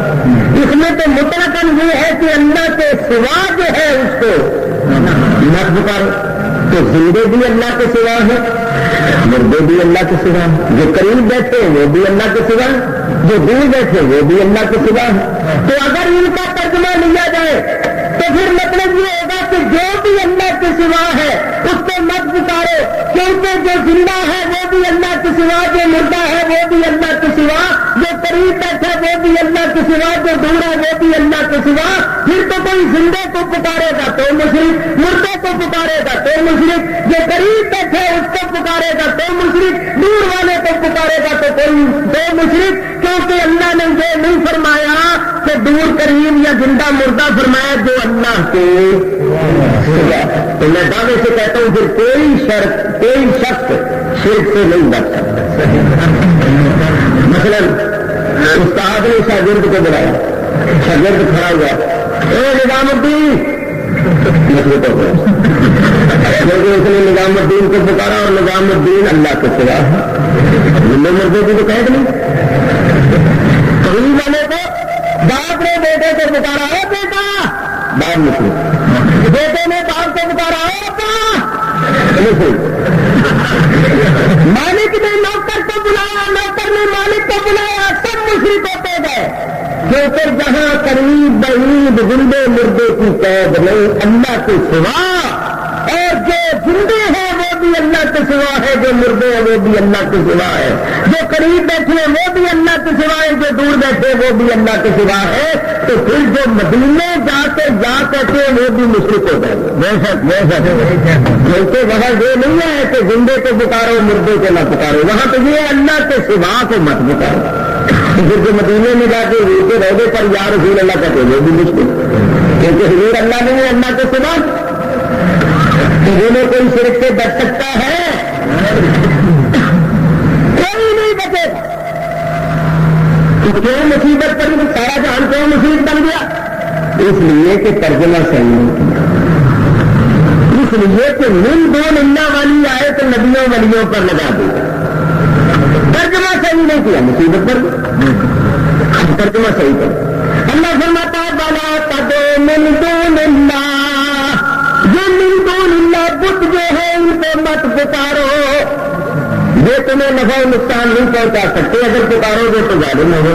تو اللہ نے آئی پکاری بت کے بارے میں، اور بت کے متعلق سنو نا، کیونکہ بت کو پکارنے والا بت کو معبود سمجھتا ہے، اور کسی کو معبود سمجھ کے پکارا جائے، چاہے وہ قریب ہو، چاہے دور ہو، چاہے زندہ ہو، چاہے مردہ ہو، اگر آپ اس کو معبود مانتے ہیں اور معبود مان کر پکارتے ہیں تو جہاں سے بھی پکاریں، جیسے بھی پکاریں گے شرک ہے، یہ ہم بھی مانتے ہیں۔ وہ معبود مان کر پکارتے، گناہ مانتے تھے اپنے بتوں، یہ بنیادی بات یاد ہے۔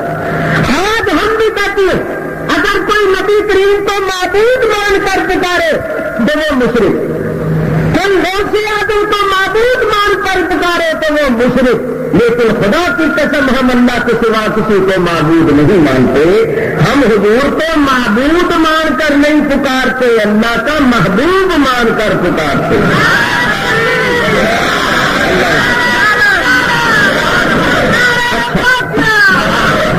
سنو، ولا تدعو جو ہے نہ پکارو، تمام مفسرین جتنے بھی یہ تفسیر جلال ہیں ہر مدرسے میں پڑھی جاتی ہے، اس میں کیا لکھا ہے؟ تدعو اے تعبدو، اے تعبدو، کیا مطلب؟ کہ جو اللہ کے سوا ہے ان کی عبادت نہ کرو۔ یہ ترجمہ عبادت کا کیوں کیا گیا تھا؟ تدعو کا حالانکہ تدعو جو ہے یہ دعا یدعونا کہ باپ ہے جس کو مانا پکارنے کے، تو انہوں نے مفسرین نے تعبدو کیا مانا کیا کہ عبادت نہ کرو، اس لیے تو پھر بڑی مصیبت پیدا ہوگی، کیونکہ قرآن کا ترجمہ سمجھنا کرنا کوئی معمولی بات نہیں، حدیث شریف کو سمجھنا، اور پھر یہ کہ یہ حدیث ناسخ ہے یا منسوخ ہے اس کا علم تو سب کو ہے نہیں۔ چنانچہ میں آپ کو بتاتا ہوں، حدیث کی کتاب میں یہ حدیث موجود ہے۔ ایک صاحب نے مجھے ٹیلی فون کیا، عید قربانی کا موقع تھا، تو مولوی صاحب میں نے ترجمے والی ایک کتاب لی ہے حدیث کی، بخاری شریف، اس میں ایک میں نے حدیث پڑھی ہے، تو مجھے بھی شبہ پڑ گیا۔ میں نے کہا کیا؟ حدیث میں یہ ہے کہ قربانی کا گوشت تم 3 دن سے زیادہ نہیں رکھ سکتے، یہ حدیث شریف اور حدیث کی کتابوں میں موجود، کہ قربانی کا گوشت 3 دن تک رکھ سکتے ہو، 3 دن سے زیادہ 3 دن کے بعد اس کا رکھنا جائز نہیں۔ تو کہے گا مولوی صاحب ہم تو کباب بناتے ہیں، بڑیاں بناتے ہیں اور فریج میں رکھ چھوڑتے ہیں، آخر 10 دن تک چلتا ہے اور یہ حدیث میں آتا ہے 3 دن سے زیادہ نہیں۔ تو میں نے کہا کہ بھائی یہ حدیث منسوخ ہے، پہلے نبی کریم نے ایسا فرمایا تھا، بعد میں حضور نے اجازت دے دی، لہذا کھاؤ پیو ایسا۔ حضور نے پہلے فرمایا تھا، بعد میں حضور نے اجازت دے دی کہ تم جب تک چاہو، جب تک تمہارے استعمال میں آ سکتا ہے استعمال میں لاؤ۔ تو یہ حدیث تو ہے پہلے نبی کریم نے فرمایا تھا مگر بعد میں منع کر دیا، تو یہ حدیث منسوخ ہے، نبی کریم کے دوسرے حکم سے یہ منسوخ ہو گئی اور دوسرا حکم ناسخ ہے۔ اب بتائیے اگر کوئی اس کو جاننے والا نہ بتاتا تو انہوں نے مصیبت کرنی تھی، سارے محلے میں کہہ رہا تھی 3 دن سے زیادہ گوشت نہیں رکھنا چاہیے، کاموں میں حدیث پڑھی انہوں نے کنیا نو گمراہ کرنا، کنیا نو آپس میں لڑوا، کتنوں کو لڑواتا، ارے میں نے حدیث پڑھی ہے 3 دن سے زیادہ نہیں رکھنا چاہیے، تو کئی مصیبتیں پڑ جائیں۔ تو دیکھو بعض حدیثیں ہیں جو حدیث کی کتابوں میں موجود ہیں، سند کے اعتبار سے بھی صحیح ہے مگر عمل کے اعتبار سے منسوخ۔ چنانچہ ایک حدیث اور پیش کرتے ہیں، حضور علیہ الصلوۃ والسلام فرماتے ہیں نہیتکم عن زیارات القبور فزوروها، حضور فرماتے ہیں پہلے میں تمہیں قبروں کی زیارت سے منع کیا کرتا ہے۔ دیکھو نا، حضور فرماتے ہیں نہیتکم، میں تمہیں منع کیا کرتا تھا، کس بات سے؟ عن زیارات القبور، قبروں کی زیارت، میں تمہیں قبروں کی زیارت سے پہلے منع کیا کرتا تھا، فزوروها، اور اب تمہیں حکم دیتا ہوں کہ قبروں کی زیارت کیا کرو۔ اب پہلے جو حضور منع کرتے تھے وہ بھی تو حدیثیں ہیں یا نہیں؟ وہ بھی حدیثیں ہیں جب حضور منع کیا کرتے تھے۔ اب یہ مصیبت پڑ گئی کہ لوگ وہ حدیثیں لکھ دیتے ہیں جو حضور نے پہلے فرمائی تھی کہ قبروں کی زیارت مت کرو، تو دیکھو کہتے حضور نے تو قبر کی زیارت سے منع کیا، ہم کہتے ہیں بھائی پہلے حضور نے منع کیا، بعد میں حضور نے اجازت دے دی، تو یہ حدیثیں عمل کے اعتبار سے منسوخ ہیں۔ تو جب تک میرے دوستوں دیکھو نا، میں بڑی موٹی بات کرتا ہوں، آج کل پڑھے لکھے لوگوں کا زمانہ ہے، اگر کوئی شخص حکمت کی کتاب جس کا ترجمہ اردو میں ہوا ہو وہ بازار سے خرید کر لے آئے،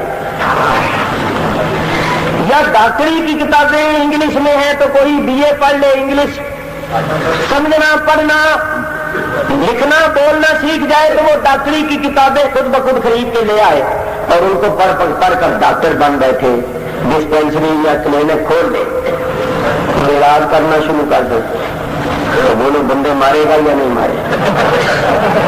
ایسی دوائی دے گا، ایسی گولی دے گا، گولی اندر جان باہر، نہ مرد رہے نہ مریض۔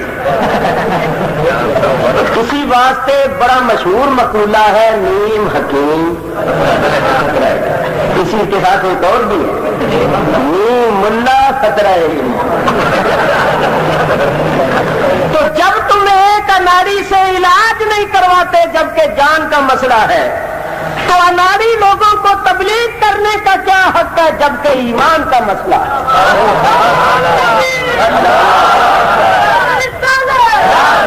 یہ اناڑی لوگ ترجمے لے آتے ہیں بازار سے اور ان کو پڑھ کے تو محدث بن گئے، تبلیغ کرنا شروع کر دیتے ہیں، مسجدوں میں زبردستی گھستے ہیں، بٹھا لیتے ہیں لوگوں کو، تو انہوں کا کچھ بھی نہیں، تم نے کسی فن کے ماہر سے تو حدیث پڑھی نہیں، تم نے کسی ماہر فن سے تو تفسیر پڑھی نہیں، تم نے فقہ نہیں پڑھی، تمہیں کیا حق پہنچتا ہے کہ تم تبلیغ کرو؟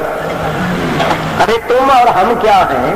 حضرت عمر فاروق رضی اللہ تعالیٰ عنہ نے اپنی خلافت کے زمانے میں قانون بنا دیا تھا کہ چند صحابہ کے سوا کسی کو حق نہیں کہ وہ مسئلہ بتائے، کیونکہ جو نہیں جانتے وہ مسئلے بتائیں گے اور دین کی ہے ابتدا. تو اگر بنیاد غلط چل گئی رکھی گئی تو پھر آگے غلط ہی سلسلہ چلے گا. چنانچہ میں تمہیں بتاتا ہوں حضور کے زمانے کی بات. ایک جنگ میں ایک صحابی سخت زخمی ہو گئے اور ان کی مرہم پٹی کی ہوئی تھی. اس حالت میں ان کو احتلام ہو گیا. انہوں نے کسی دوسرے سے مسئلہ پوچھا کہ اب مجھے تو ہو گیا احتلام, مجھے غسل کی عادت ہے, تو میں اب کیا کروں, نماز پڑھنی ہے میں نے, اور اگر میں نہاتا ہوں تو یہ زخم ہے تازے تازے تو ان میں پانی پڑ جائے گا, تو میں کیا کروں. جس سے مسئلہ پوچھا تھا وہ عالم نہیں تھا. اس نے کہا تھا غسل تو ضرور کرنا پڑے گا, کیونکہ یہ تو کیا نام ہے بات ایسی ہے کہ قرآن میں بھی آتا ہے کہ جب تم روزی توڑنے والی چیزوں کا اولا مستم النساء جو آیت ہے تو تمہیں تو غسل کرنا پڑے گا, وہ تو تم پاک نہیں ہوگے, اور جب تک پاک نہیں ہوگے نماز نہیں ہوگی تو انہیں غسل کر لیں. جب اس نے غسل کیا تو وہ زخموں میں پڑ گیا پانی, اور زخموں میں جب پانی پڑ گیا تو اس کے زخم خراب ہو گئے اور وہ مر گیا. حضور نبی کریم علیہ الصلوۃ والسلام نے فرمایا اس کو مسئلہ کس نے بتایا تھا, اس کو بلایا گیا. ماننا پڑے گا وہ صحابی تھے, صحابی کو بلایا گیا. حضور نے فرمایا تو نے مسئلہ کیوں بتایا, تیرا مسئلہ بتانے کی وجہ سے یہ مرا تو اس کی موت کا سارا بوجھ تیری گردن پر ہے. تیرے نامہ اعمال میں یہ لکھا گیا کہ تو نے ایک بندے کو مارا ہے اور قیامت کے دن تجھ سے معافی ہو. جب تجھے مسئلہ معلوم نہیں تھا تو نے کیوں بتایا؟ تو نے گویا ایک بندے کو مار دیا, تجھے ایک بندے کو مارنے کی سزا ملے. تو ایسے حالات میں مسئلہ یہ ہے کہ وہ تیمم کرے. کیا کرے بولو, تیمم کرے, چاہے وضو ٹوٹ جائے چاہے کچھ ہو جائے, احتلام ہو جائے کچھ بھی ہو جائے, اس کو تیمم کا حکم. انہوں مسئلہ معلوم نہیں تو معلوم ہوا یہ جو اب چلتے پھرتے لوگوں کو پکڑ لیتے ہیں چلو تبلیغ کے لیے چلو تبلیغ کے لیے, یہ بیڑا غرق تو اس لیے ہو رہا ہر بتو کو پکڑ لیتے. ارے میاں ان کو تبلیغ کرنے کا کیا حق ہے؟ تبلیغ کرنے کا حق ان کو ہے جنہوں نے باقاعدہ دین کا علم حاصل کیا. یہ تو ایسی عقلی باتیں ہیں, مصیبتیں جو پڑی ہوئی ہیں نا.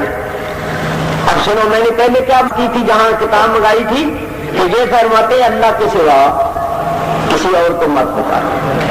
تو سنو میرے دوستو, ہم نبی کریم علیہ الصلوۃ والسلام کو معبود نہیں مانتے بلکہ محبوب مانتے, اور محبوب مان کر پکارتے, محبوب مان کر. کیا نبی کریم ہماری آواز کو سنتے؟ یہ بات میں نے آپ کو بتانی تھی, بڑا مزہ آیا. ایک جگہ میں گیا تقریر کرنے کے لیے, یہ ساؤتھ افریقہ کی بات ہے. وہاں جس شہر میں میں تقریر کرنے کے لیے گیا تو وہاں ایک ہی مسجد تھی, کیونکہ وہاں انگریز ہیں یا کالے لوگ ہیں, مسلمان تعداد میں تھوڑے ہیں. بعض شہروں میں مسلمانوں کی آبادی بڑی ہے, لیکن بعض ایسے بھی ہیں چھوٹے چھوٹے قصبے جہاں کوئی 40, 50, 100, 150 گھر مسلمانوں کی. مسجد ایک ہی تھی, اور وہ مسجد تھی تبلیغی حضرات کی. تو ہمارے سنی جنہوں نے ہمیں بلایا تھا انہوں نے کہا جی ہم مولوی صاحب کا واز کروانا چاہتے ہیں. انہوں نے کہا نہیں ہم نہیں واز کرنے دیں گے, کیونکہ وہ جو مولوی ہے نا ہم نے اس کے متعلق سنا ہے کہ وہ شرک پھیلاتا ہے, بدعت پھیلاتا ہے. میں نے ان سے کہا کہ جاؤ تم ان سے یہ کہو کہ میں واز کروں گا اور جو تبلیغی نصاب ہے نا اسی میں سے بیان کروں گا, ایک بات بھی اس سے باہر. تو تم بھی تو اکٹھے ہو کے بیٹھ کر وہی تبلیغی نصاب ہی پڑھتے, تو میں بھی تمہیں تمہارا ہی تبلیغی نصاب پڑھ کے سناؤں گا اور کتاب ہاتھ میں لوں گا اور اسی میں سے پڑھ کے سناؤں گا, تو پھر تو اجازت دے دو. انہوں نے کہا اچھا اگر وہ تبلیغی نصاب پڑھ کر سنائے تو اس کی اجازت. انہوں نے اجازت دے دی. میں نے وہاں ایک حدیث سنائی, آپ کو بھی سناتا ہوں. اب یہ تبلیغی نصاب ہے, دیکھ لو. اگر کوئی پڑھا لکھا ہے دور تو آپ حضرت کیا لکھا ہے؟ تبلیغی مثال. یہ بھی دیکھیے تبلیغی مثال. فضائل درود شریف، جو فضائل درود شریف کی کتاب ہے اس کا صفحہ 18 اور پورا جو مجموعہ ہے اس کا صفحہ 696. یہ تبلیغی نصاب ہے جو تبلیغی جماعت والے پڑھتے ہیں اور جنہوں نے مرتب کیا ہے. اور یہ تبلیغی جماعت کے بڑے مولوی صاحب مولوی محمد زکریا صاحب سہارنپوری نے حضور کی حدیث لکھی ہے. اگر کسی صوفی کا قول ہوتا، کسی امام کا قول ہوتا، ان کی اپنی بات ہوتی، تو پھر تو کوئی کہتا صاحب ہم اماموں کو صوفیوں کو نہیں مانتے، عالموں کو نہیں مانتے، ہم تو قرآن حدیث کو مانتے. انہوں نے حدیث لکھی ہے. تو کتاب میں نے کیوں منگوائی؟ کہ حدیث ہے نبی کریم کی اور لکھنے والے ہیں تبلیغی جماعت کے بڑے مولوی صاحب. تو مسئلہ آپ سمجھ لو. آپ تو میں حدیث پیش کرتا ہوں. ترجمہ آپ کو پڑھ کے سنا دیتا ہوں جو انہوں نے ترجمہ کیا ہے. حضرت عمار بن یاسر نے حضور کا ارشاد نقل کیا ہے کہ اللہ جل شانہ نے ایک فرشتہ میری قبر پر مقرر کر رکھا ہے. میں چاہتا ہوں کہ اپنے جو ہمارے محترم کونسلر صاحب تشریف فرمان ہے میں ان کو تکلیف دوں کہ یہ ذرا دیکھیں تھوڑا سا 2 منٹ کے لیے کہ میں یہ جو عبارت پڑھ رہا ہوں صحیح پڑھ رہا ہوں.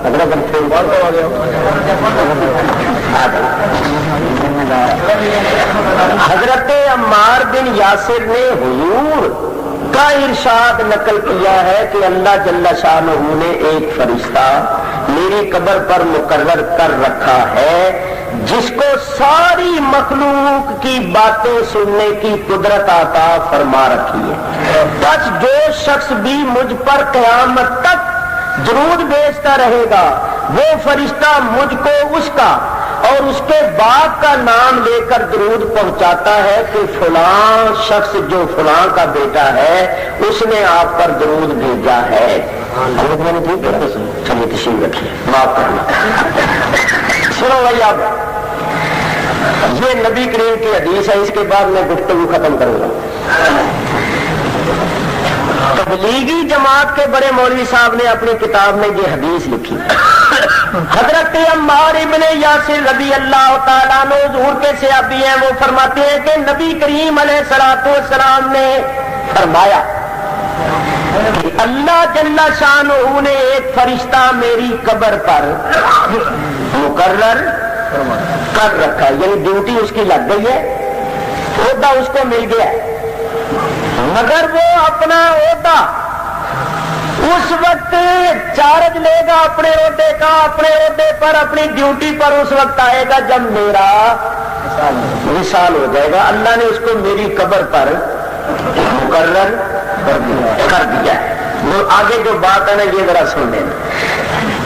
اللہ تعالیٰ نے اس فرشتے کو ساری مخلوق کی باتیں سننے کی قدرت عطا فرما رکھی ہے. سبحان اللہ سبحان اللہ. ساری مخلوق کی باتیں وہ فرشتہ سنتا ہے. بولو اللہ کے سوا جو کچھ ہے وہ مخلوق ہے یا نہیں؟ اور اس میں بعض مخلوق نہیں، ساری مخلوق اللہ کی ساری مخلوق کی باتیں وہ فرشتہ سنتا ہے. اللہ نے اس کو یہ قدرت عطا فرمائی ہے. اب میں پوچھتا ہوں کہ پاکستان میں، ہندوستان میں اور افغانستان میں، ایران میں، عراق میں، شام میں، دنیا کے تمام ملکوں میں اللہ کی جتنی بھی مخلوق رہتی ہے وہ فرشتہ ساری مخلوق کی آوازیں سنتا ہے. پتھروں کے اندر، پہاڑوں کے اندر چیونٹیاں جو پھرتی ہیں وہ بھی اللہ کی مخلوق ہیں یا نہیں؟ وہ بھی آپس میں باتیں کرتی ہیں. سانپ سپولیے بھی باتیں کرتے ہیں. تمام زمین پر رینگنے والے جانور آپس میں باتیں کرتے ہیں. دریاؤں کی مچھلیاں بھی مخلوق ہیں، وہ بھی باتیں کرتی ہیں. اڑنے والے پرندے بھی باتیں کرتے ہیں. حیوان بھی آپس میں ایک دوسرے سے باتیں کرتے ہیں. وہ فرشتہ ساری مخلوق کی آوازیں سنتا ہے۔ تو اگر معلوم ہوا، اگر یہ عقیدہ رکھا جائے کہ اللہ کی مخلوق میں کوئی ایسا بھی ہے جو ساری مخلوق کی آوازیں سنتا ہے، تو کوئی سننے والا کہے کہ تو مشرک ہو گیا، ساری مخلوق کی آوازیں سننا تو اللہ کی صفت ہے، اللہ کی شان ہے، ساری مخلوقات کی باتیں کوئی اور نہیں سن سکتا۔ تو میں کہتا ہوں یہ تو نبی کریم کی حدیث ہے کہ وہ فرشتہ سنتا ہے جو میری قبر پر مقرر ہے۔ سبحان اللہ، سبحان اللہ۔ تو جب دربان کا یہ حال ہے تو جس آقا کا یہ دربان ہے اس آقا کی کیا شان ہوگی؟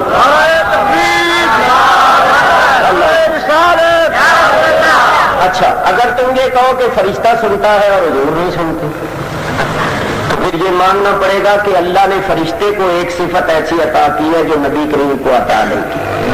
یہ فرشتہ جو ہے یہ نبی کریم سے اس کمال میں بڑھ گیا۔ تو پھر یہ کہنا چھوڑ دو بعد خدا بزرگ تھی قصہ مختصر، لوگوں کو دھوکہ کیوں دیتے؟ کہو کہ نبی کریم سے بعد فرشتے افضل ہیں۔ اور جب فرشتہ ساری مخلوق کی آوازیں سنتا ہے تو نبی کریم جو اللہ تعالیٰ کی ذات و صفات کے مظہر اتم ہیں، جن کا سننا رب کا سننا، وہ میرے تمہارے درود و سلام کو نہیں سنتے؟ نہیں اگے ہو رہے سنو، آگے جو بات آ رہی ہے یہ سب سے بڑی مزیدار ہے ماشاء اللہ۔ اچھا، وہ فرشتہ ساری مخلوق کی آوازیں سنتا ہے، ان آوازوں میں درود شریف کی اور سلام کی بھی آوازیں ہوتی ہیں۔ صلی اللہ علیہ یا رسول اللہ وسلم علیہ یا حبیب اللہ، یہ آواز بھی انہیں سنی،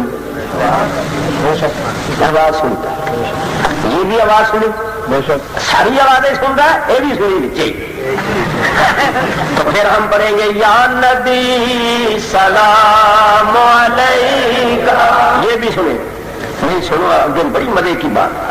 حضور فرماتے ہیں بس جو شخص بھی مجھ پر قیامت تک درود بھیجتا رہے گا وہ فرشتہ مجھ کو اس کا اور اس کے باپ کا نام لے کر درود پہنچاتا ہے کہ یا رسول اللہ فلاں شخص جو فلاں کا بیٹا ہے اس نے آپ پر درود بھیجا ہے، میں تم سے پوچھتا ہوں کہ ابھی تم نے پڑھا درود، تم نے درود پڑھنے سے پہلے اپنا اور اپنے باپ کا نام بتایا؟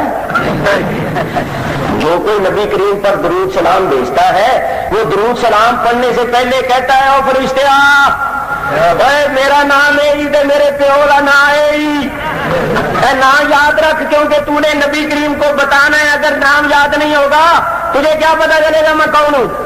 اور بولو کوئی درود پڑھنے والا اپنا اور اپنے باپ کا نام بتاتا ہے؟ مگر اس فرشتے کو علم ہے۔ حضور فرماتے ہیں وہ فرشتہ قیامت تک جتنے بھی مجھ پر درود بھیجیں گے ان کا اور ان کے باپوں کا نام لے کر کہتا ہے یا رسول اللہ فلاں شخص جو فلاں کا بیٹا اس نے آپ پر درود بھیجا ہے، حالانکہ درود بھیجنے والا پہلے اپنا اور اپنے باپ کا نام نہیں لیتا۔ اور جب دربانوں کو تمام درود پڑھنے والوں کے نام معلوم ہے، ان کے باپوں کے نام معلوم ہے بغیر بتانے کے، جب دربان کے علم کا یہ حال ہے تو دربار کے آقا کے علم کا کیا حال ہے؟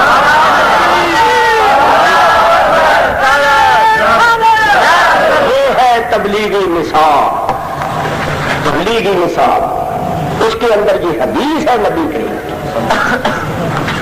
تو بولو کون سی جگہ ہے جہاں کوئی درود نہیں پڑتا؟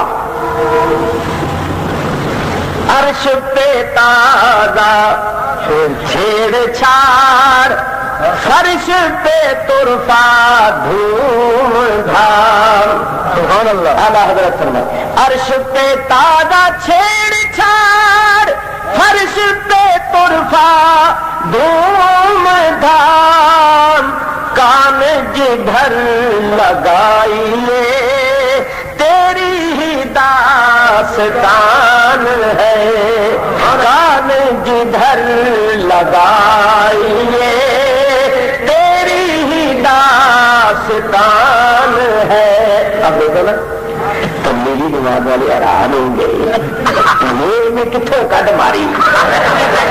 ان کی عمر گزر گئی ہوگی کس کتاب کو پڑھتے ہوئے, مگر میں نے جو نتیجہ نکالا ہے وہ انہوں نے کبھی نہیں نکالا ہوگا, کیونکہ ایک ہوتا ہے پڑھنا, ایک ہوتا ہے سمجھنا, غور کرنا. اب دیکھو میں ایمانداری سے پوچھتا ہوں کوئی غلط بات ہے؟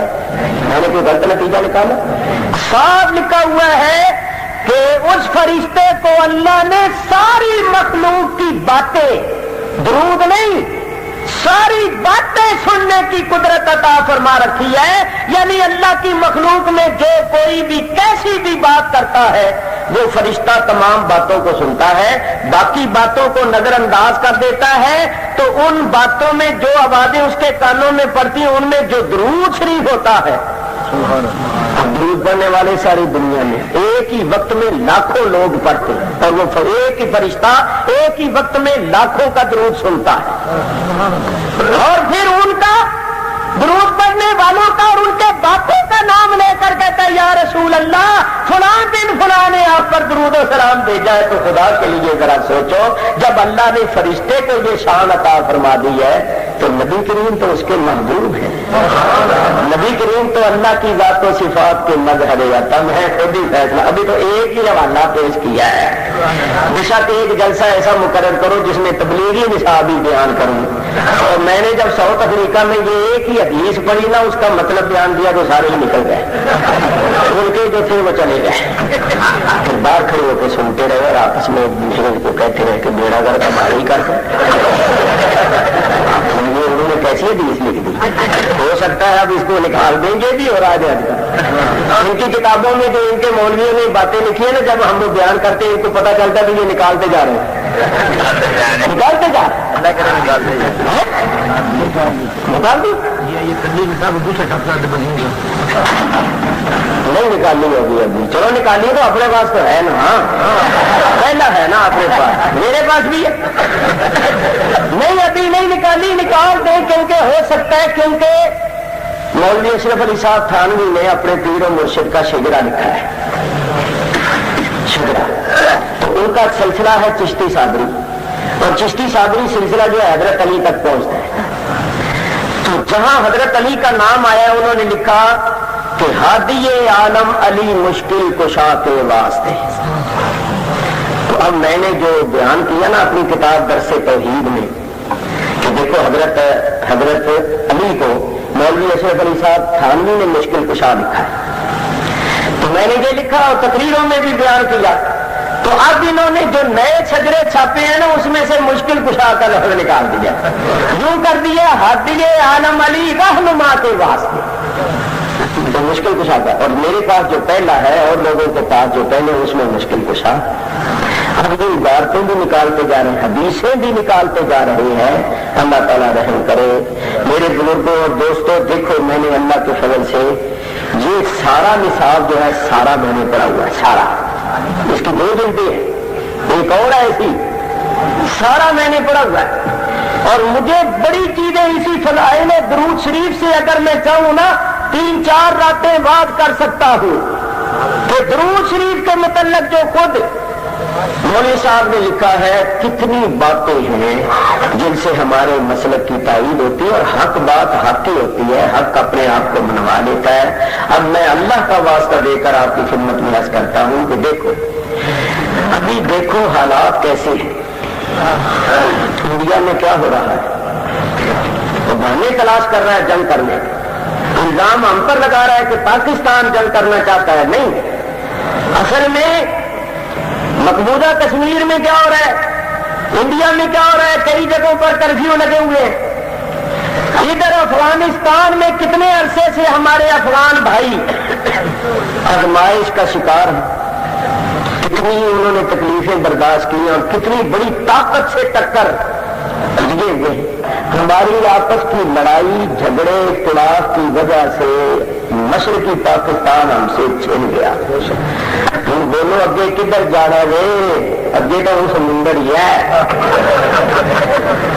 ادھر بھی انڈیا, ادھر بھی انڈیا, ادھر یہ راجستھان سے آگے انڈیا, رحیم یار خان سے آگے راجستھان انڈیا, ادھر لاہور سیالکوٹ سے آگے مقبوضہ کشمیر انڈیا اور ادھر افغانستان، تینوں طرف تو دشمن ہے، چوتھی طرف سمندر ہے. مزے کدھر جانا گے؟ کوئی ہے راستہ نکلنے جانے کا تو خدا کے لیے رحم کرو. پاکستان پر بھی رحم کرو، مسلمانوں کے حال پر بھی رحم کرو، اپنے آپ پر بھی رحم کرو. بڑے بڑے نہیں، جو سلام پڑھتے ہیں وہ پڑھے، جو درود پڑھتے ہیں وہ پڑھے، جو نہیں پڑھتے وہ نہ پڑھے. نہ پڑھنے والوں کو پڑھنے والے کچھ نہ کہیں، پڑھنے والوں کو نہ پڑھنے والے کچھ نہ کہیں. اپنے اپنے عقیدے کے مطابق کرتے رہو اور ایک دوسرے کا احترام کرو اور امن اور سلامتی کی فضا کو ہر صورت میں قائم رکھو. لڑائی جھگڑے سے اجتناب کرو کیونکہ بڑا نازک وقت ہے. آخر میں ایک بات بڑے افسوس سے کہوں گا کہ ہم لوگ جو اس ملک میں اللہ کے فضل و کرم سے تقریریں کر کر کے لوگوں کو اتحاد اتفاق کی تلقین کرتے ہیں، لیکن جہاں کوئی مسئلہ ہوتا ہے اس مسئلے کو بھی بیان کرنا پڑتا ہے. لیکن آپ نے پوری تقریر سنی، ہمیشہ سنتے رہتے ہیں. میرا انداز یہی ہے کہ میں بڑے مہذب طریقے سے گفتگو کرتا ہوں اور کوئی گرا ہوا لفظ میں اپنی تقریر میں کسی دوسرے کے متعلق نہیں کہتا اور ہر گروہ کے حقوق کا خیال رکھنا چاہیے. ہمارے بھی حقوق ہیں، ہم اللہ کے فضل و کرم سے پاکستان میں رہتے ہیں، ہم نے بھی رہنا ہے، دوسروں نے بھی رہنا ہے. وہ بھی رہے، ہم بھی رہے، وہ بھی جیے، ہم بھی جیے. خود جیو اور دوسروں کو جینے دو، سب کے حقوق کا خیال رکھو. اگر ایسا نہیں ہوگا، ایک دوسرے کے حقوق میں مداخلت کی جائے گی یا ایک دوسرے کے حقوق کو دبانے کی کوشش کی جائے گی تو اس کا نتیجہ لڑائی جھگڑے کے سوا کچھ نہیں ہو. تو بہر صورت اللہ تعالیٰ امن و سلامتی کو قائم رکھے. اب جو پروگرام ہو مصطفیٰ جو رحمت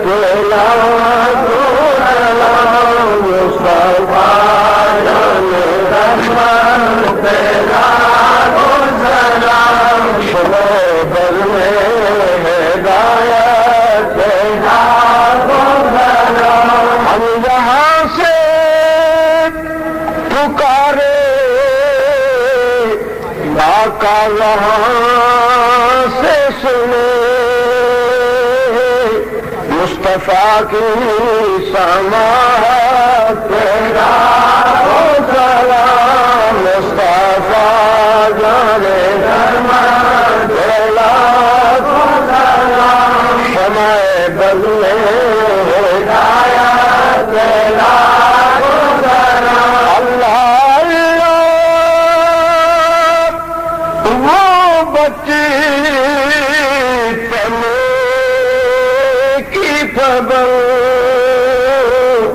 اس خدا بھاتی صورت تیرا سلام مصطفیٰ جانے رحمت تیرا شمع بدلے